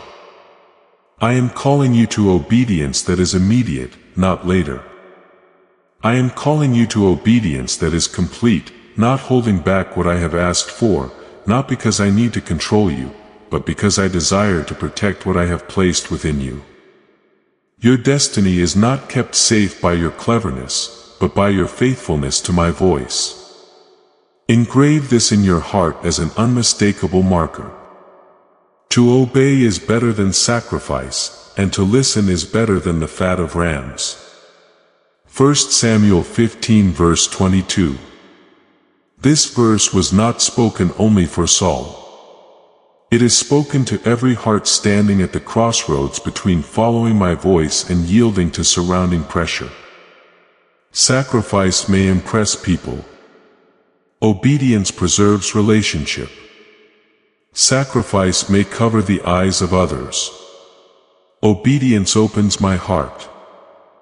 My beloved child, I do not want you to lose your destiny over decisions that seem small. I do not want you to stand before me one day with reasonable explanations, but lacking obedience. I want you to stand before me with empty hands and a trusting heart, having heard, having acted, having walked.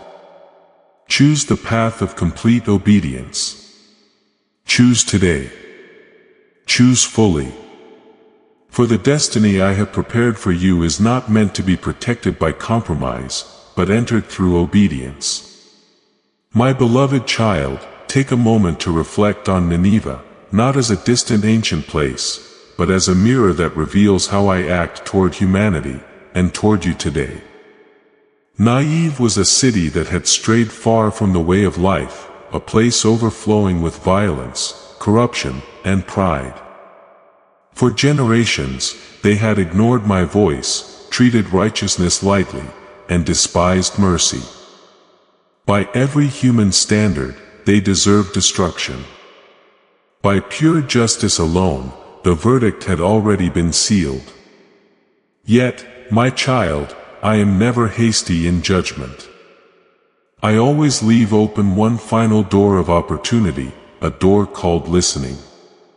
When I sent Jonah to NV, I did not do so to announce an ending like one who is cold and detached. I did it to offer them a chance to turn back.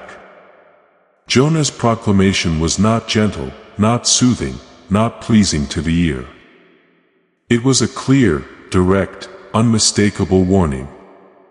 And it was precisely that urgency that awakened an entire city from the king down to the common people. They humbled themselves, repented, and changed their ways. My beloved child, what altered Nineveh's destiny was not military power, not collective intelligence, but one simple yet profound decision. They were willing to listen. Let this be deeply engraved in your heart. My warnings are not signs of wrath, but signs of mercy. If I intended to destroy, I would not have spoken. If I meant to condemn, I would have remained silent. The very fact that I raise my voice even when it is strong, even when it is urgent, is proof that I am still opening a path to life.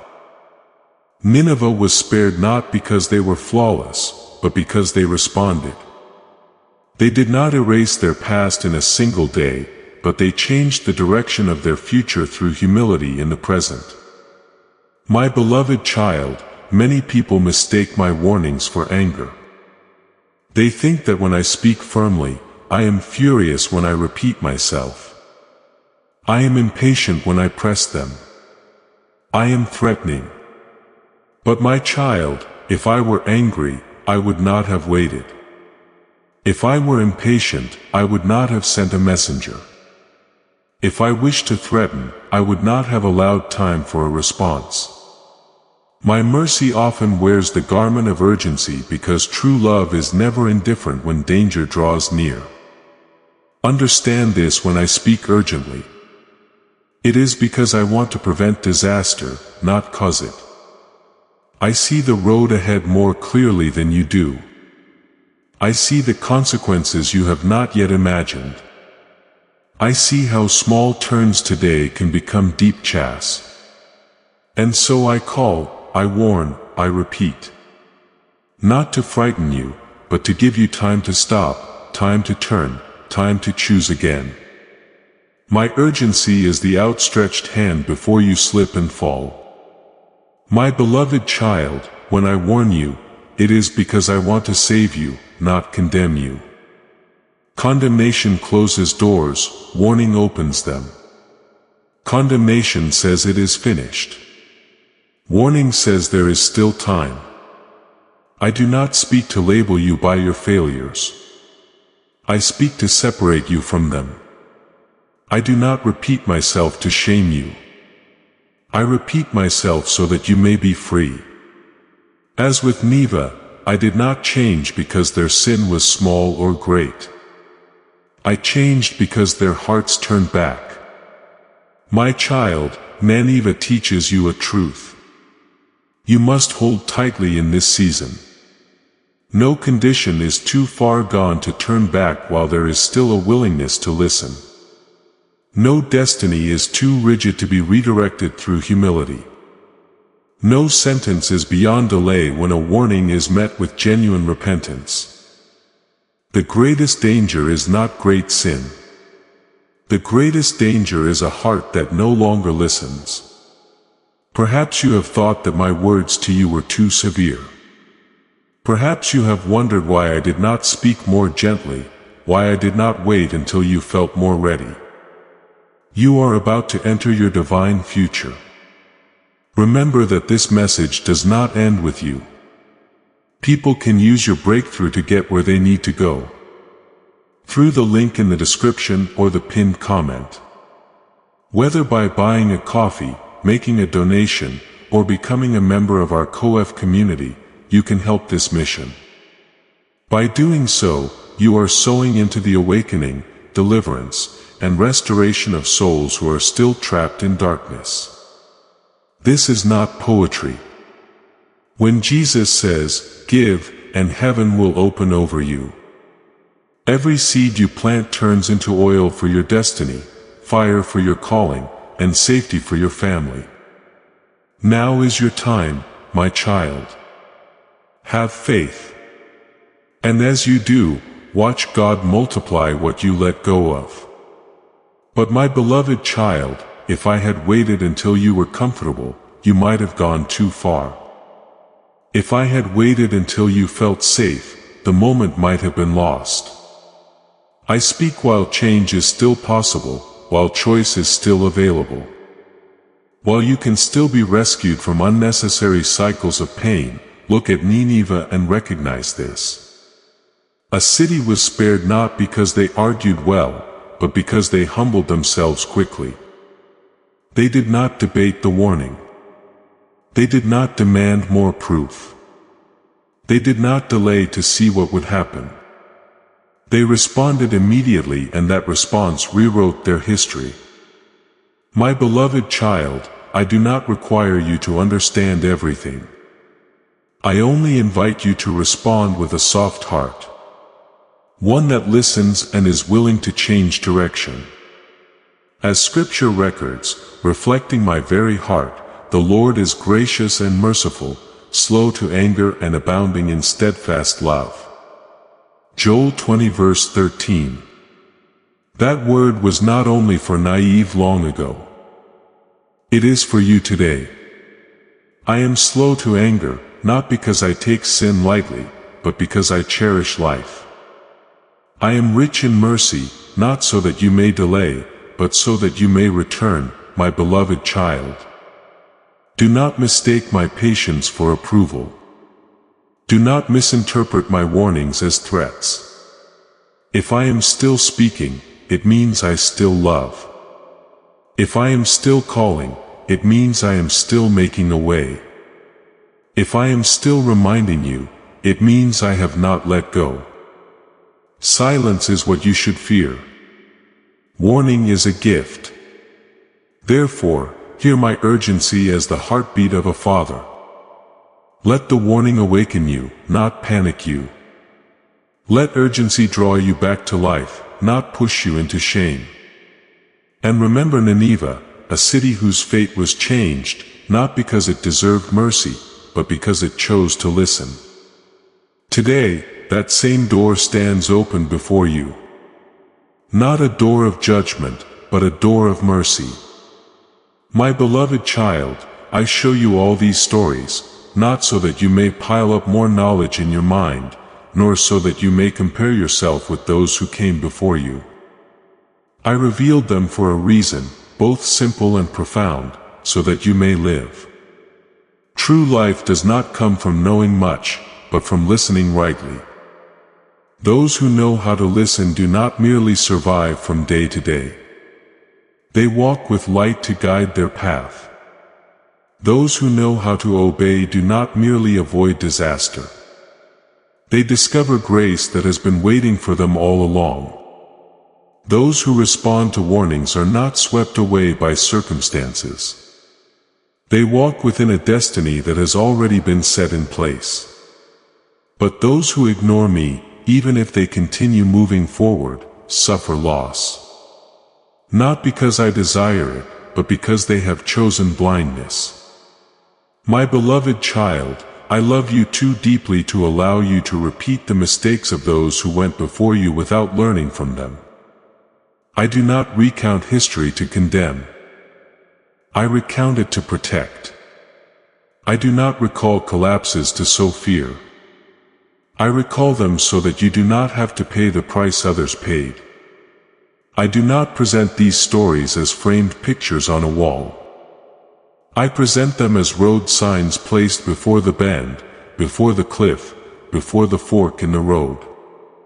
The wise read the signs and adjust. The stubborn ignore them and then blame the road. That is why I speak to you with such urgency, not because I am impatient, but because I am walking ahead of you. I see what you do not yet see. I hear movements your ears have not yet caught. I sense the winds that signal a change of season while you are still busy keeping warm for the old one. My urgency does not come from anger. It comes from love racing against time. When I call your name, it is because I want you to pause long enough to hear, humble yourself enough to respond, and be courageous enough to move forward. This is also why I stir your spirit even as you read these lines. I do not wait for you to enter some holy space before I speak. I do not wait for you to silence every noise before raising my voice. I speak right in the midst of ordinary life amid its rhythms, its fatigue, its tangled thoughts, because that is precisely where you most need awareness. I am not trying to frighten you. I am awakening you. Fear paralyzes. Awareness brings life. Fear pushes you into defense. Awareness opens you to guidance. Let this be clear to you. Every story in Scripture reveals my heart. A heart that is consistent, faithful, unchanged by the passing of ages. I warn before danger arises because I do not delight in extinguishing fires. I delight in preventing them. I teach before change comes because I do not want you to be caught off guard. I want you to be prepared. I call you before promotion comes because promotion is not only an honor. It is a responsibility that requires a firm foundation. I guide before I bless. Because blessing requires a heart wide enough to receive, humble enough to hold, and wise enough to give. My beloved child, I warn not because I am angry. I warn because I care. I speak not to overwhelm you. I speak to prepare you. I lead not to control you. I lead to protect you. The world controls through fear. I protect through truth. The world pushes through pressure. I prepare through light. When you understand this difference, you will no longer flee from warnings. You will embrace them as a gift. There is a paradox you must grasp. Warning is the highest form of grace. Grace is not only forgiveness after you fall. Grace is also the light that turns on before you step into darkness. Grace is not only the healing of wounds. Grace is also the shield that stops the arrow. When I say stop, that is grace. When I say go another way, that is grace. When I say now, that is grace, because timing itself is part of life. My beloved child, those who know how to listen live not because they never err, but because they are willing to adjust. Those who know how to obey find grace not because they are strong, but because they place the weight of their lives in the right hands. Those who respond to warnings walk in destiny, not because they foresee everything, but because they trust the one who sees all things ahead of time. But those who ignore me suffer loss. Not because I withdraw my love, but because they step away from the light. Let me speak plainly to you in love. The most dangerous thing is not that you are facing difficulty. The most dangerous thing is becoming accustomed to not listening. The most frightening thing is not that you still have many questions. The most frightening thing is that you stop asking me. The most heartbreaking thing is not that you once went astray. The most heartbreaking thing is that you continue on without adjusting. I do not speak to reopen old failures. I speak to open a new path. My beloved child, the preparation I am working within you is not loud, but it is deep. I am aligning your heart so you can hear more clearly. I am loosening your grip so you can release at the right moment. I am strengthening your steps so you can go farther. And in this process, my warnings are the drum beat that keeps the rhythm so you do not run too fast, lag too far behind, or stray from the company. That drum beat does not sound to confuse you. It sounds to keep you in sync with what I am doing. Believe this. I never call without preparing. I never prepare without protecting. I never protect without loving. And I never love while remaining silent in the face of danger. When you hear my urgent voice, understand that you are standing at a crucial intersection where a small choice can open into a great season. I want you to enter that season with eyes open, ears open, and heart open. My beloved child, I call you by name because I know you. I know your heartbeat, your fears, your dreams, and even the things you have not yet dared to name. I stir your spirit not to unsettle you, but to make you alive. True life is not noisy, it is awake. True life is not showy. It is steady. And you are being invited into that life not by your own strength, but through listening and obedience. So pause for a moment, place your hand upon your choices and ask, whom am I listening to? Look at your impulses and ask, where is this leading me? Let my word become your standard. Not fleeting emotion, not surrounding pressure. When you do, you will discover this. I do not take away your freedom. I restore true freedom. I do not shrink your life. I expand it. I do not frighten you. I awaken you. O my beloved child, I have spoken and I will continue to speak until love completes its purpose within you. Listen that you may live. Obey that you may find grace. Respond that you may walk in destiny and trust this. Every warning you hear today is a step of protection for tomorrow, a preparation for blessing and a mark of love that never gives up. My beloved child, I am doing a work in your life right now that is both exceedingly gentle and profoundly powerful. I am not merely repairing what was broken. I am equipping you so that you do not have to return to old cycles. The wisdom I give you is not meant to make you proud that you have figured things out, but to cause you to walk differently. True wisdom is not only recognizing what is wrong after the price has been paid. True wisdom recognizes the turn before your foot ever steps onto it.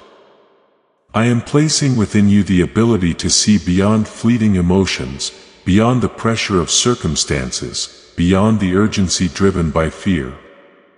I am teaching you how to read the signs, discern the voices, and recognize which paths lead to life and which are dead ends painted with attractive colors. My child, your past is not a suspended sentence hanging over your head. Your former failures are not prophecies over your future. I do not revisit the past to shame you. I illuminate it so that you do not repeat it. There are lessons that when learned by light are far gentler than those learned through wounds. I am giving you wisdom to recognize decisions that once seemed small yet slowly led you away from yourself. I am helping you see the patterns, repeated choices, familiar reactions, justified compromises so that you are no longer carried along by momentum. When you recognize a pattern, you are no longer its victim.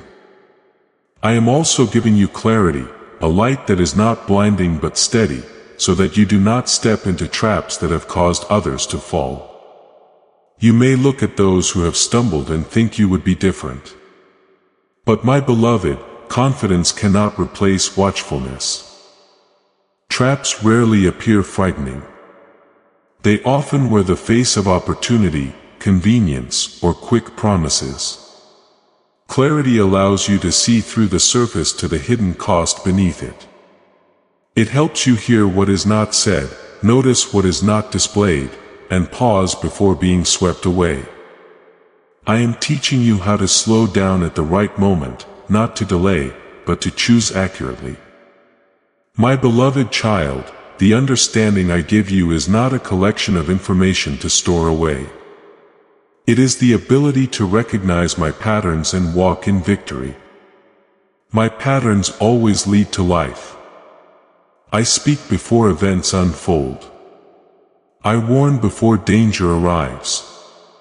I instruct before I bless. I prepare you before I elevate you. When you learn to recognize this pattern, you will no longer be confused by repeated reminders or irritated by urgency. You will understand that this rhythm is the rhythm of love protecting you. There are times when you wonder why I do not speak in a gentler way or why I do not simply let you experience things and learn afterward. My child, I am not withholding lessons. I am valuing you. I do not want you to learn through loss when you can learn through light. I do not want you to pay a price others have paid when I can give you a map. That is why I give you understanding so that you do not mistake courage for recklessness, confuse faith with haste or label stubbornness as perseverance. Beloved, this is your time. Not because you have done enough, but because I have prepared enough. Not because everything is perfect, but because you have been equipped to walk forward. Timing is not measured only by calendars. It is measured by the maturity of the heart. And your heart is being aligned to hear more clearly, to discern more accurately, to respond more promptly. You may feel something stirring within you. Not pressure, but alertness. That is a sign of timing. This is also your calling. Not a call to run faster than others, but to walk more faithfully as yourself. This call does not pull you into display. It leads you into faithfulness. It does not ask you to prove your worth. It invites you to live from your identity. When you respond to this call, you do not trade peace for achievement. Please know that every seed you plant in this mission will grow into a torch that shines in someone else's darkness. Giving to this work through the link in the description or the pinned comment. Whether by buying a coffee, making a donation, or becoming a member of our COF community does not go to a channel. Your actions are supporting a divine mission to save lost souls. Heaven moves through willing voices, but it grows through hearts that are kind. This is what I say over you now. Each gift you give is like a stream of living water that flows into the life of someone who needs healing. Give and it will be given to you. Is not just a verse for Jesus. It is a living promise that shapes your future. Allow me to invite you now with a simple act of faith. Come into this moment with purpose, with honesty, and with hope. The money you give today is not a donation.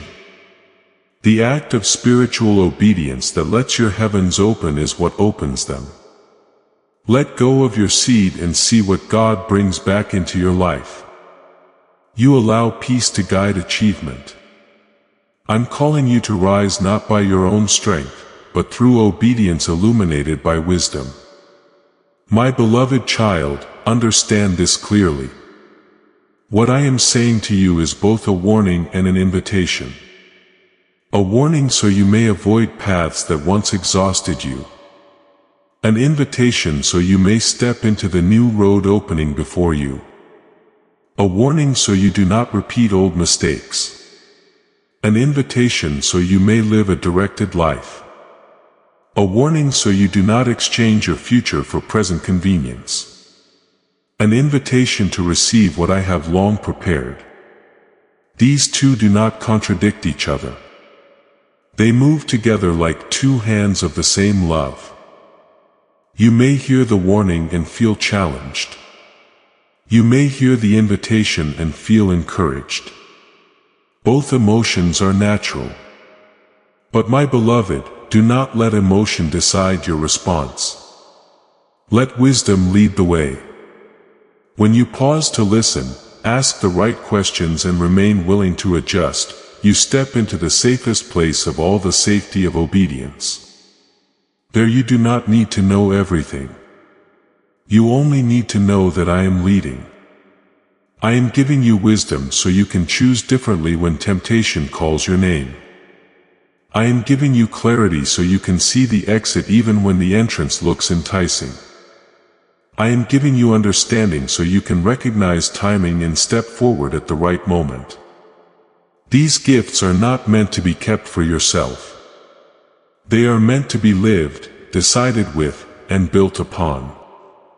As you use them, you will find the road shorter, the load lighter, and your steps more secure. Beloved child, this is your time not to hesitate but to respond. This is your call not to debate but to walk. This is the warning to help you avoid old paths.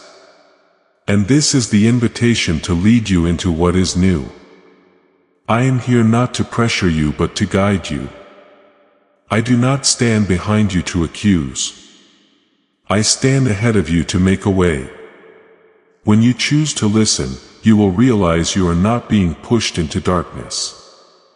You are being drawn toward the light.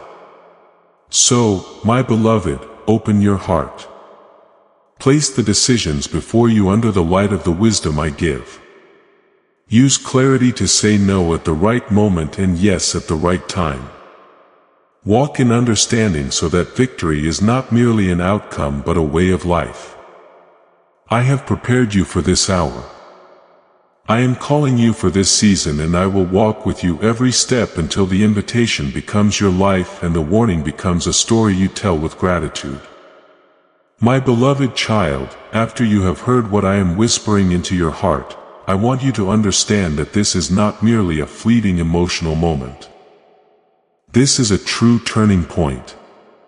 Not one marked by noise or dramatic upheaval, but a quiet crossroads within where you decide whether to continue living by old momentum or to step into a new rhythm guided by awareness. I am not pressing you forward through fear, but neither will I allow you to lull yourself back to sleep through delay. For there are moments when if you do not move forward, you will not remain still. You will drift backward. You have walked long enough in a state of almost in faith, almost in obedience, almost in surrender. You say that you trust me. Yet you keep backup plans out of fear of disappointment. You say that you surrender. Yet you quietly try to control outcomes because you fear losing agency. You say that you are ready.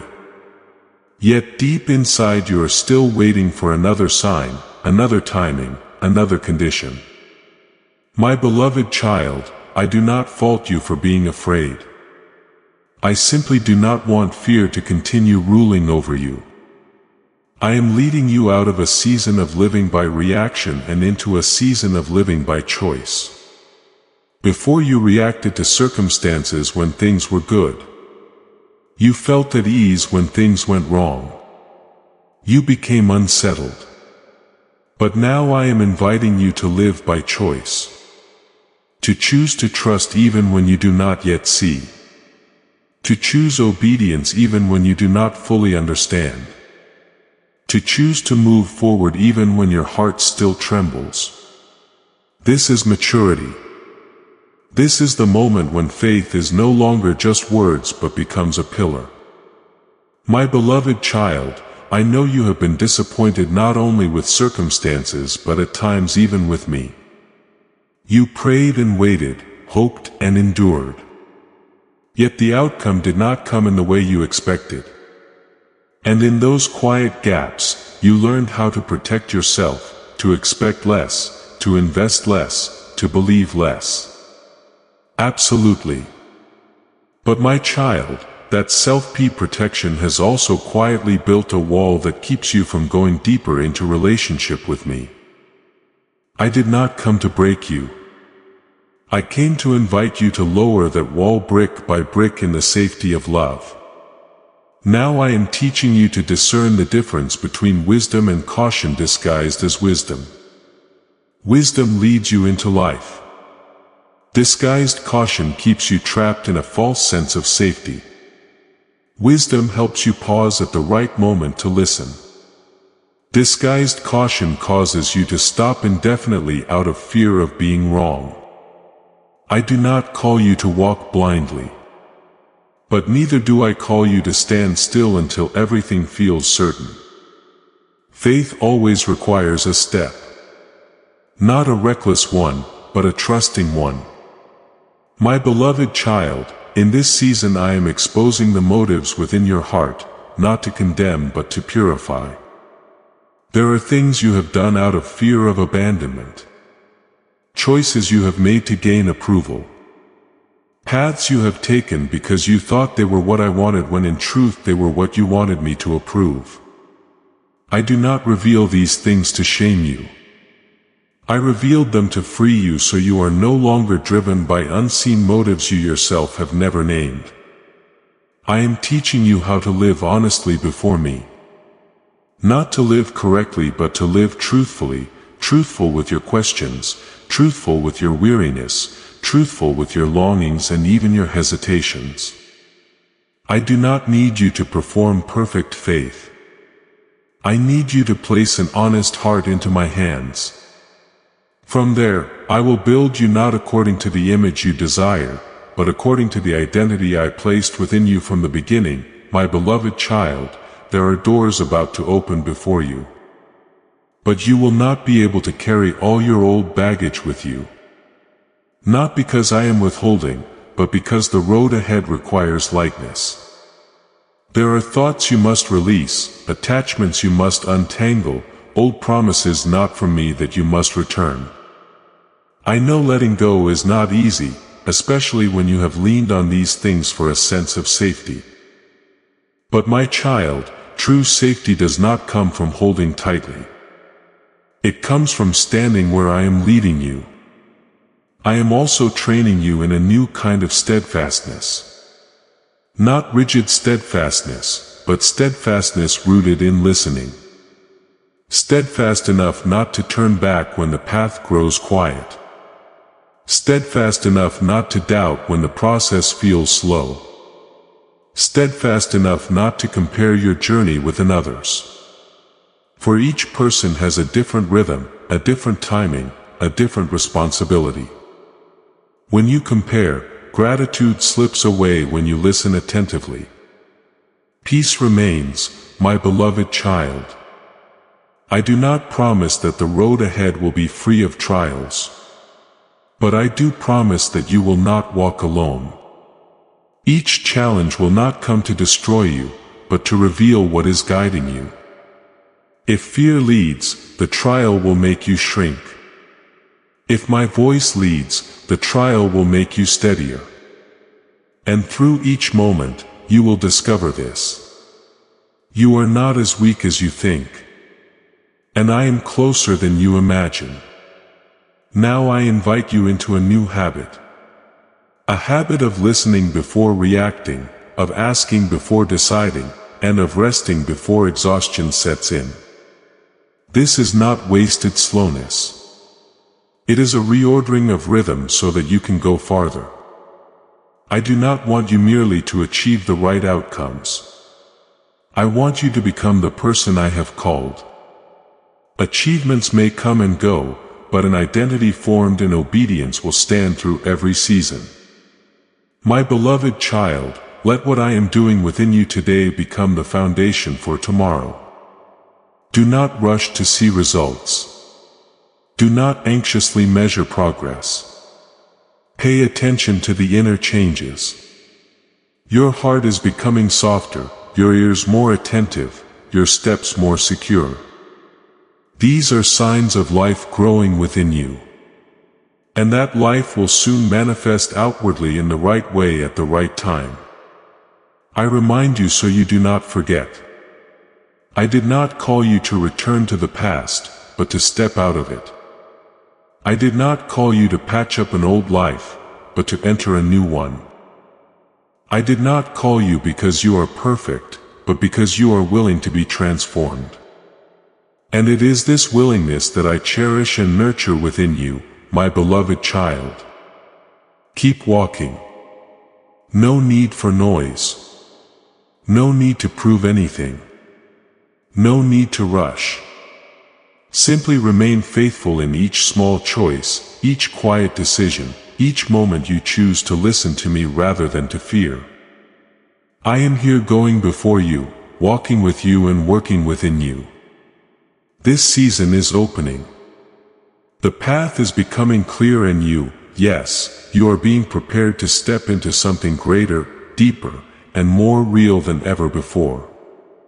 My beloved child, as you continue to walk through this process, I want you to understand that true transformation is not as loud as you once imagined.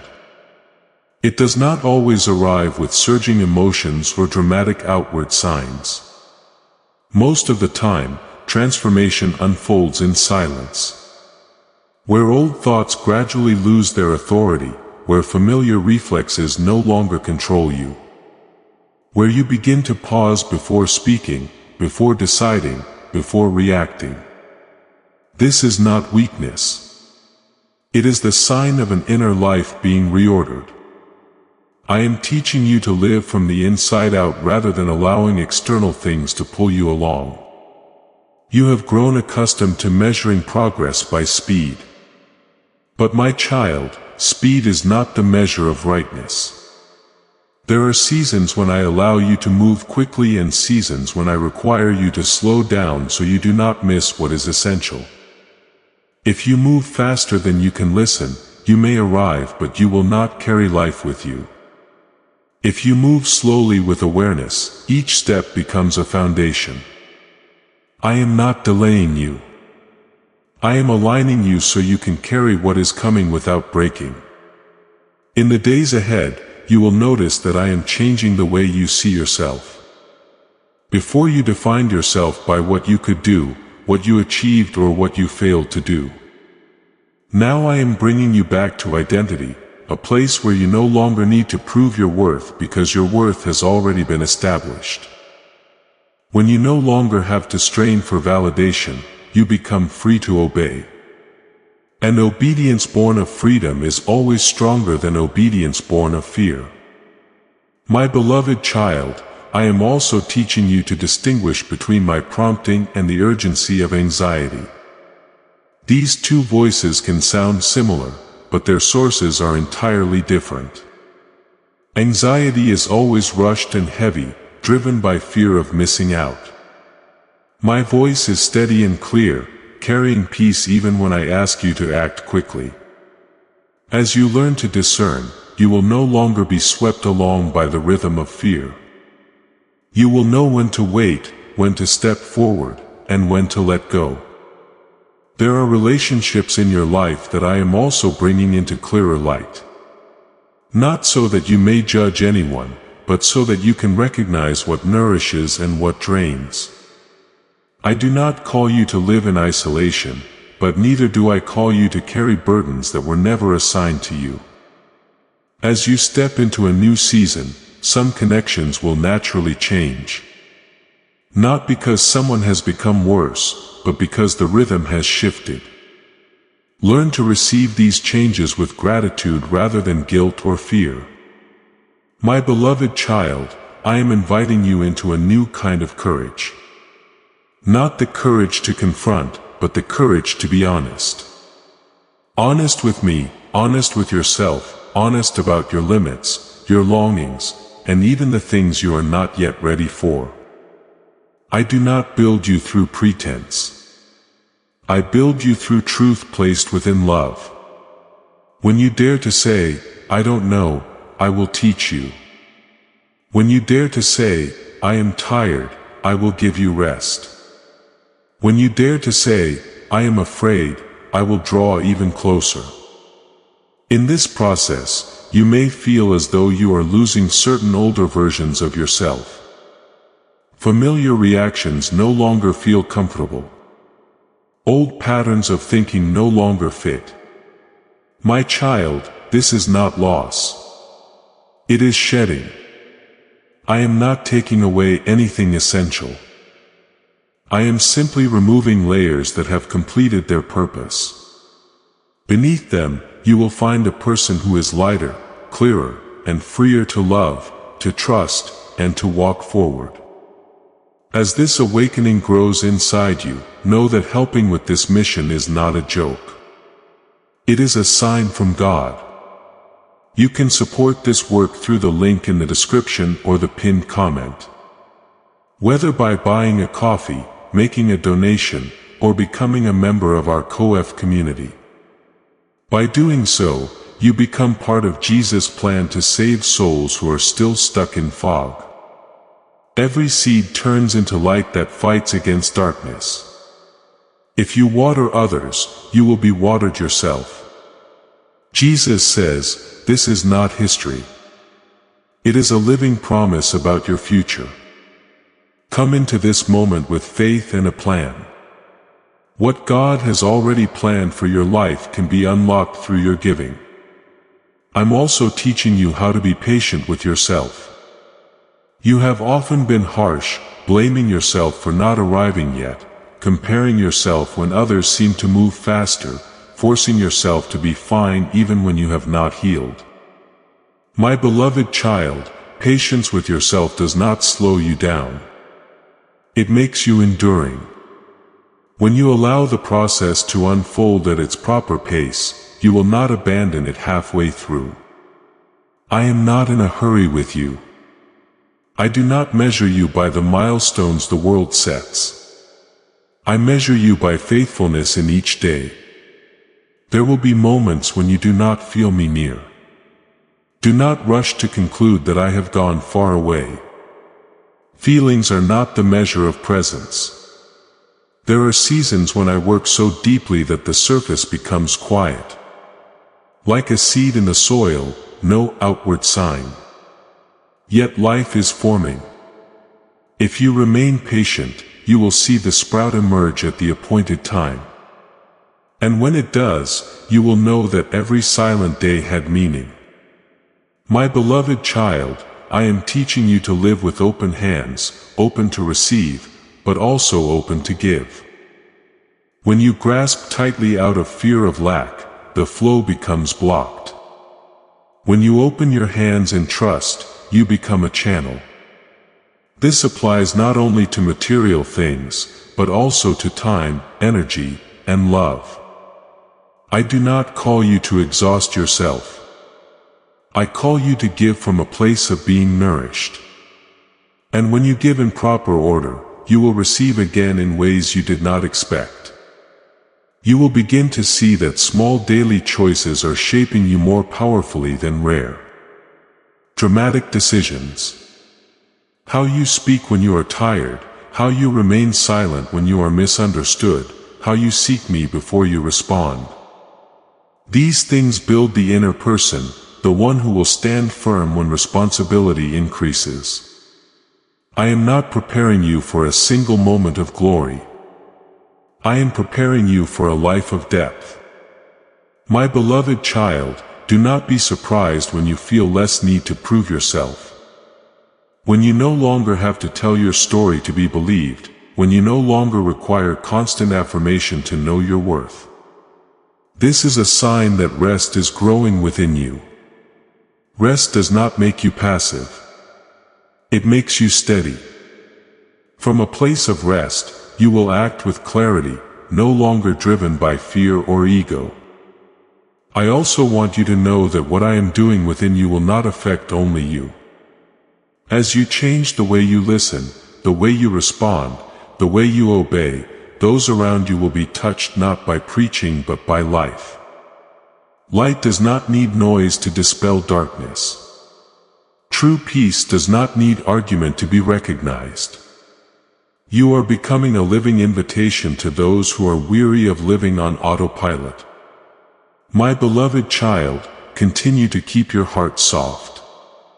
Do not let small successes close you off. Do not let small stumbles discourage you. Each day you choose to listen. You choose life. Each day you choose obedience. You sow into the future. I do not ask you to be perfect. I invite you to be faithful. Faithfulness in small things opens the way for greater things. Not because greater things matter more, but because you are ready to hold them without losing yourself. When you look back one day, you will not only see what you achieved, you will see who you became. And you will realize that the days I taught you to move slowly, the days I kept you in silence, the days I asked you to let go were the days I loved you most. Not a love that indulges, but a love that prepares. My beloved child, continue to walk in awareness. Continue to trust even when you cannot yet see everything. Continue to obey even when you do not feel strong. I am here not only at the end of the road, but in every step. This season is not finished. This work is not complete. And you, yes, you are becoming the very person I saw from the beginning. One who listens, who trusts, who walks forward, and who lives fully in the light of love. My beloved child, I want you to understand that the journey you are walking is not a repetition of old cycles, but the opening of a new depth. I am not bringing you back to familiar places so you can do everything exactly as before. I am leading you through them with different eyes, a different heart and a different foundation. What you have lived through has not been erased, but its power over you is being broken. You are no longer someone shaped by circumstances. You are becoming someone guided from within. There will be days when you notice that you no longer react the way you once did. Things that used to unsettle you now simply quiet you. Words that once struck your wounds now pass by without taking root. Do not underestimate these changes. They are not loud, but they are real. They are signs that you are no longer living behind old defenses but learning to stand firm in inner safety. I am building within you an anchor that does not depend on external stability. My beloved child, I am also teaching you how to walk without the immediate feeling of being affirmed. Before you were used to needing visible results, words of recognition or clear signs to know you were on the right path. Now I am leading you into a deeper level of trust. A place where you do not need everything to speak before you continue walking. This is where faith matures. Not because it is blind, but because it is anchored in relationship rather than in feedback. You will learn that silence does not mean absence. There are moments when I do not say more. Not because my work is finished, but because I am watching how you walk with what has already been given. Like a father teaching a child to walk. Sometimes he must hold the hand tightly and sometimes he must let go so the child can learn balance. I have not stepped away. I have simply changed the way I support you so that you can grow. My beloved child, I am leading you into a new freedom. The freedom from having to understand everything. You once believed that clarity was the condition for peace. Now you are learning that peace comes from knowing who is leading you, not from knowing every step of the road. When you stop demanding all the answers, immediately your heart will grow lighter. And in that lightness you will hear the quieter guidance more clearly. The guidance that was once drowned out by the noise of overanalyzing. I am also softening the way you see others. You have carried expectations, comparisons, and invisible standards that tired you and tired those around you. Now I am teaching you to see through the lens of grace, not to remove boundaries, but to release the burden of judgment. When you no longer strain to be right, there is room for compassion. And compassion does not make you weaker. It makes you more like me, my beloved child. Prepare yourself for the reality that some familiar things will no longer attract you as they once did. Conversations that used to make you feel that you belonged may now feel shallow. Goals that once excited you may begin to feel empty. This does not mean you are becoming cold. It means your spiritual appetite is changing. I am leading you toward what nourishes you more deeply, more enduringly, more truthfully. And for that to happen, some things must lose their appeal. At times, you may wonder, am I missing out on something? My beloved child, when you are walking in rhythm with me, you are not missing out. You are being protected. What no longer walks with you in this season is not essential to where you are going. I am not taking joy away from you. I am refining it so that it no longer depends on what is fragile. Joy that rests in identity will outlast joy that comes from temporary stimulation.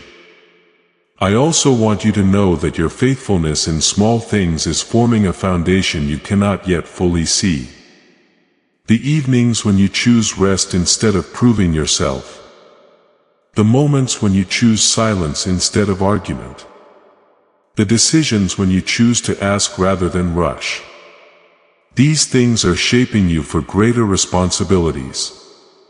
I do not entrust weighty matters to an inner life that is not yet ordered. I order the inner life before I entrust the weight. My beloved child, do not be afraid when you appear to be less in the eyes of others, less talkative, less reactive, less hurried. This is not shrinkage. It is focus. When you are no longer scattered, your strength gathers. And when your strength gathers, you will have enough to stand when standing is required and enough to move forward when moving is required. I do not need you to impress. I need you to endure in this season. I am also teaching you how to receive correction without confusing it with rejection. When I adjust you, it is not because you lack value, but because you carry greater potential. A potter reshapes a vessel not because he despises it, but because he sees it can hold more. Do not resist adjustment through self-defense. Receive it through trust. Each time you allow me to refine you a little more, you will feel lighter and see more clearly. My beloved child, I know there are days when this process feels longer than you expected. You want to see the destination. You want to know when it will be finished. But my child, what I am building is not a phase to get through. It is a way of living to step into. If I showed you everything ahead, you might focus on the outcome and miss the transformation. I withhold part of the view, so you learn to walk with me daily rather than running toward the finish alone. Remember, you are not measured by someone else's speed. Your journey is measured by your obedience. When you walk in rhythm, you will arrive at the right place, neither early nor late. I am never late with the destiny I have appointed. If you find yourself in a waiting space, understand that it is not emptiness. It is incubation. Roots growing deep underground do not need the spotlight. My beloved child, continue to nurture listening through very ordinary choices. Reduce the noise. Choose moments of stillness. Keep your heart soft before me. You do not need polished words, only honest presence. When you come to me as you truly are, I will meet you there, not to keep you where you are, but to lead you forward. I rejoice that you are no longer seeking reassurance from old sources. I see you learning to stand still without panic, to move forward without arrogance, to wait without bitterness. These things do not happen overnight. They are the result of many moments when you chose trust even when it was inconvenient. And I cherish every one of those choices. Now pray like this. Lord, I bow my heart before you and confess this truth. Without your quiet, unseen hand, I would not still be standing here. I once believed I had survived because of my own strength, my habits, my toughness. But today I want to speak honestly before you. Many times when my soul was at its emptiest, weakest, and most hollow. That was precisely when you held me back from falling. Forgive me for taking silent peace for granted. For forgetting that when nothing happens, it is sometimes the clearest sign of your protection. I thank you for the doors you closed before I could step through them. For the turns you redirected without any sound of collision. Lord, teach me to look back on my life with gratitude and alertness. I do not want to measure faith by thunder or dramatic events and then dismiss the small movements of grace. Open the eyes of my spirit so I may recognize this truth. There are seasons when you work most deeply that look from the outside completely ordinary. When I see nothing special, keep me from concluding that you are silent or distant. Help me trust that you are laying foundations, repairing what is hidden, healing places I cannot see on my own. Lord, today I choose to respond to grace with a decision. I will no longer live as though each day is random. Teach me to treasure every breath, every morning, every chance to still be here as a space of grace, an invitation to return to what truly matters. Touch the deepest place within me so I do not merely exist, but truly live living in your presence, living with purpose, living in trust. Lord, I come before you with a difficult confession. I have become far too skilled at postponing. I have lulled myself to sleep with familiar phrases. There's still time. Later will be fine. Everything is okay. Yet I know that many times my version of okay was only a shell, hiding dryness and a real hunger inside. I called emptiness peace. I called numbness maturity. I called merely getting by wisdom. Lord, forgive me for slowing down in seeking you. You are about to enter your divine future. Remember that this message does not end with you. People can use your breakthrough to get where they need to go through the link in the description or the pinned comment. Whether by buying a coffee, making a donation, or becoming a member of our COF community, you can help this mission. By doing so, you are sowing into the awakening, deliverance, and restoration of souls who are still trapped in darkness. This is not poetry. When Jesus says, "Give, and heaven will open over you," every seed you plant turns into oil for your destiny, fire for your calling, and safety for your family. Now is your time, my child. Have faith, and as you do, watch God multiply what you let go of, not because I did not need you but because I had grown accustomed to enduring. Lord, awaken me not through fear but through light. I do not want to hear you only with ears trained to react but with the deepest part of my soul. Help me discern the difference between silence that teaches me to listen and silence that lulls me into sleep. Remove from me the habit of bargaining with your call just this once. A little later, when I'm ready, place within me a new sensitivity. So when you say now, I do not drag your word into someday. Lord, I do not ask you for intense emotions to force me to believe. I ask you for a soft heart that willingly responds. Help me understand this time alone does not make me ready. Only timely obedience opens the next step. Today I choose to rise though trembling and say to you, I am here. Please lead me. Lord, I thank you for protecting me not only from what I can see, but also from voices I could not recognize.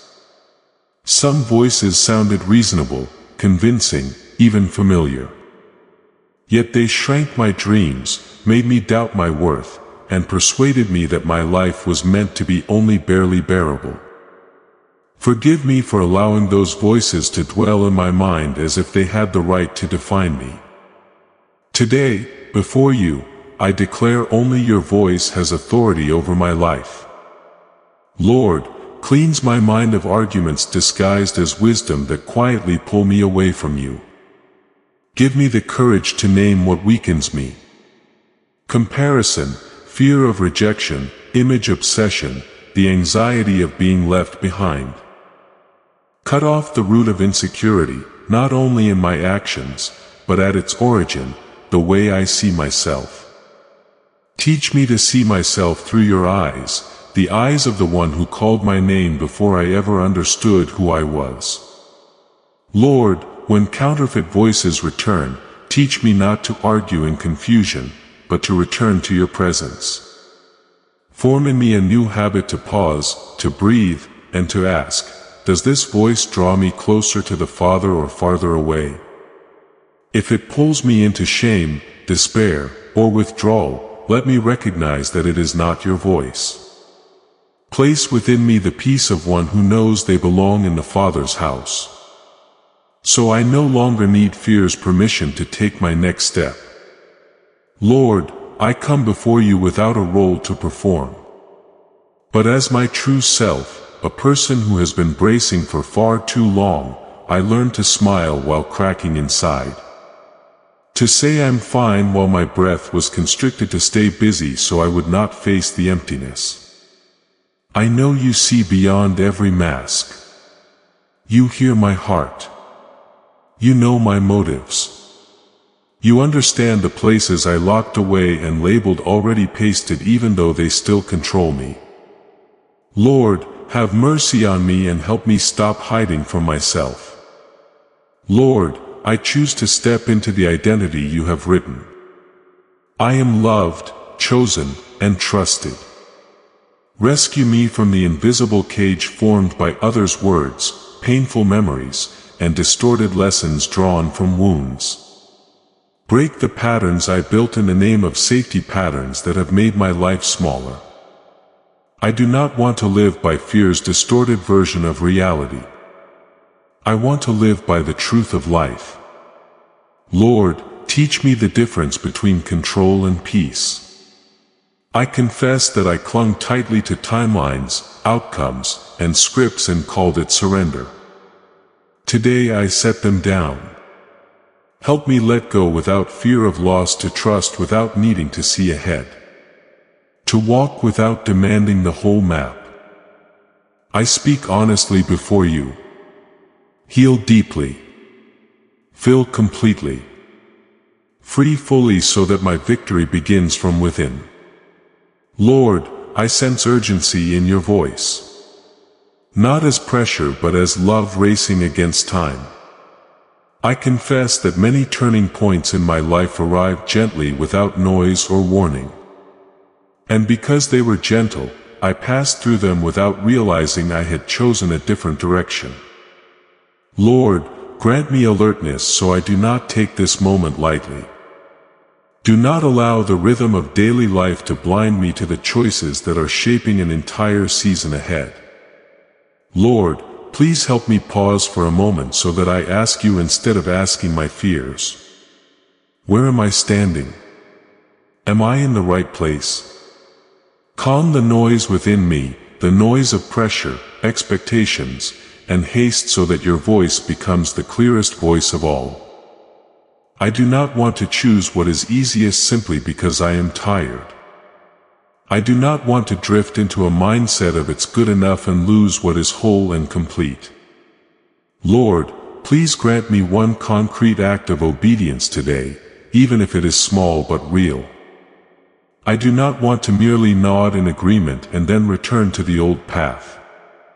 Draw me across the threshold by the freedom of my own will, so that I respond not with grand promises but with genuine action. Guard me from living halfway, not desperate enough to cry out, not alert enough to go deeper. Today I choose depth, Lord. Many times I have asked in silence, why does this take so long? Why has the answer not come? Why does the not remain?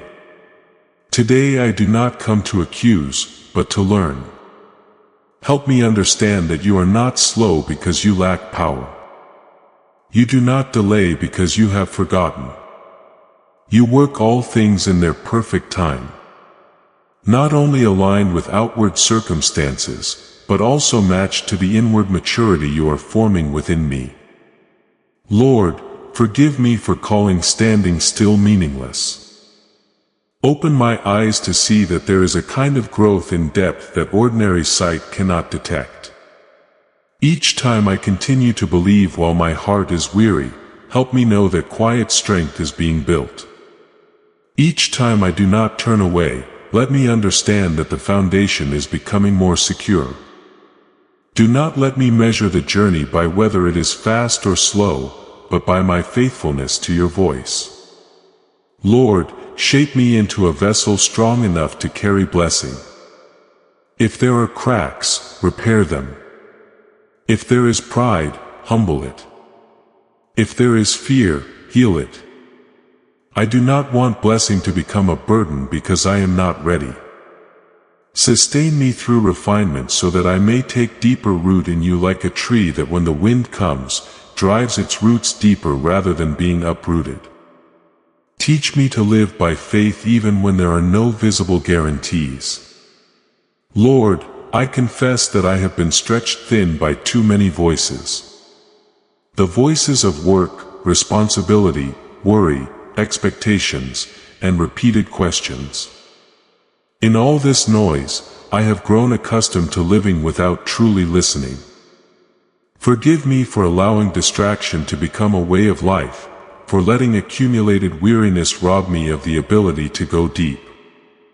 Lord, rescue me from questions that sound reasonable, but come only to stop me from seeking further. Remove from me the belief that silence means distance. Teach me to understand that you do not disappear when I feel nothing. You do not leave when excitement fades. Train me to hear your whisper, the voice that does not compete with noise, but pierces straight through it. Lord, heal me from the stagnation of the soul, the state of hearing without stopping, sensing without acting, knowing without allowing that knowledge to change how I live. I do not want to live long without ever truly living. Wake me from the trance of habit and fear so that I may enter real life, a life of purpose, alertness, and victory that begins within. Give me a new discipline of presence, turning down the noise, opening my heart before you and acting on what you reveal. Lord, I come before you with reverence, remembering that obedience is better than sacrifice. I do not want to live a nearly right life where I obey in part and justify the rest. Rescue me from selective obedience, from calling disobedience circumstances.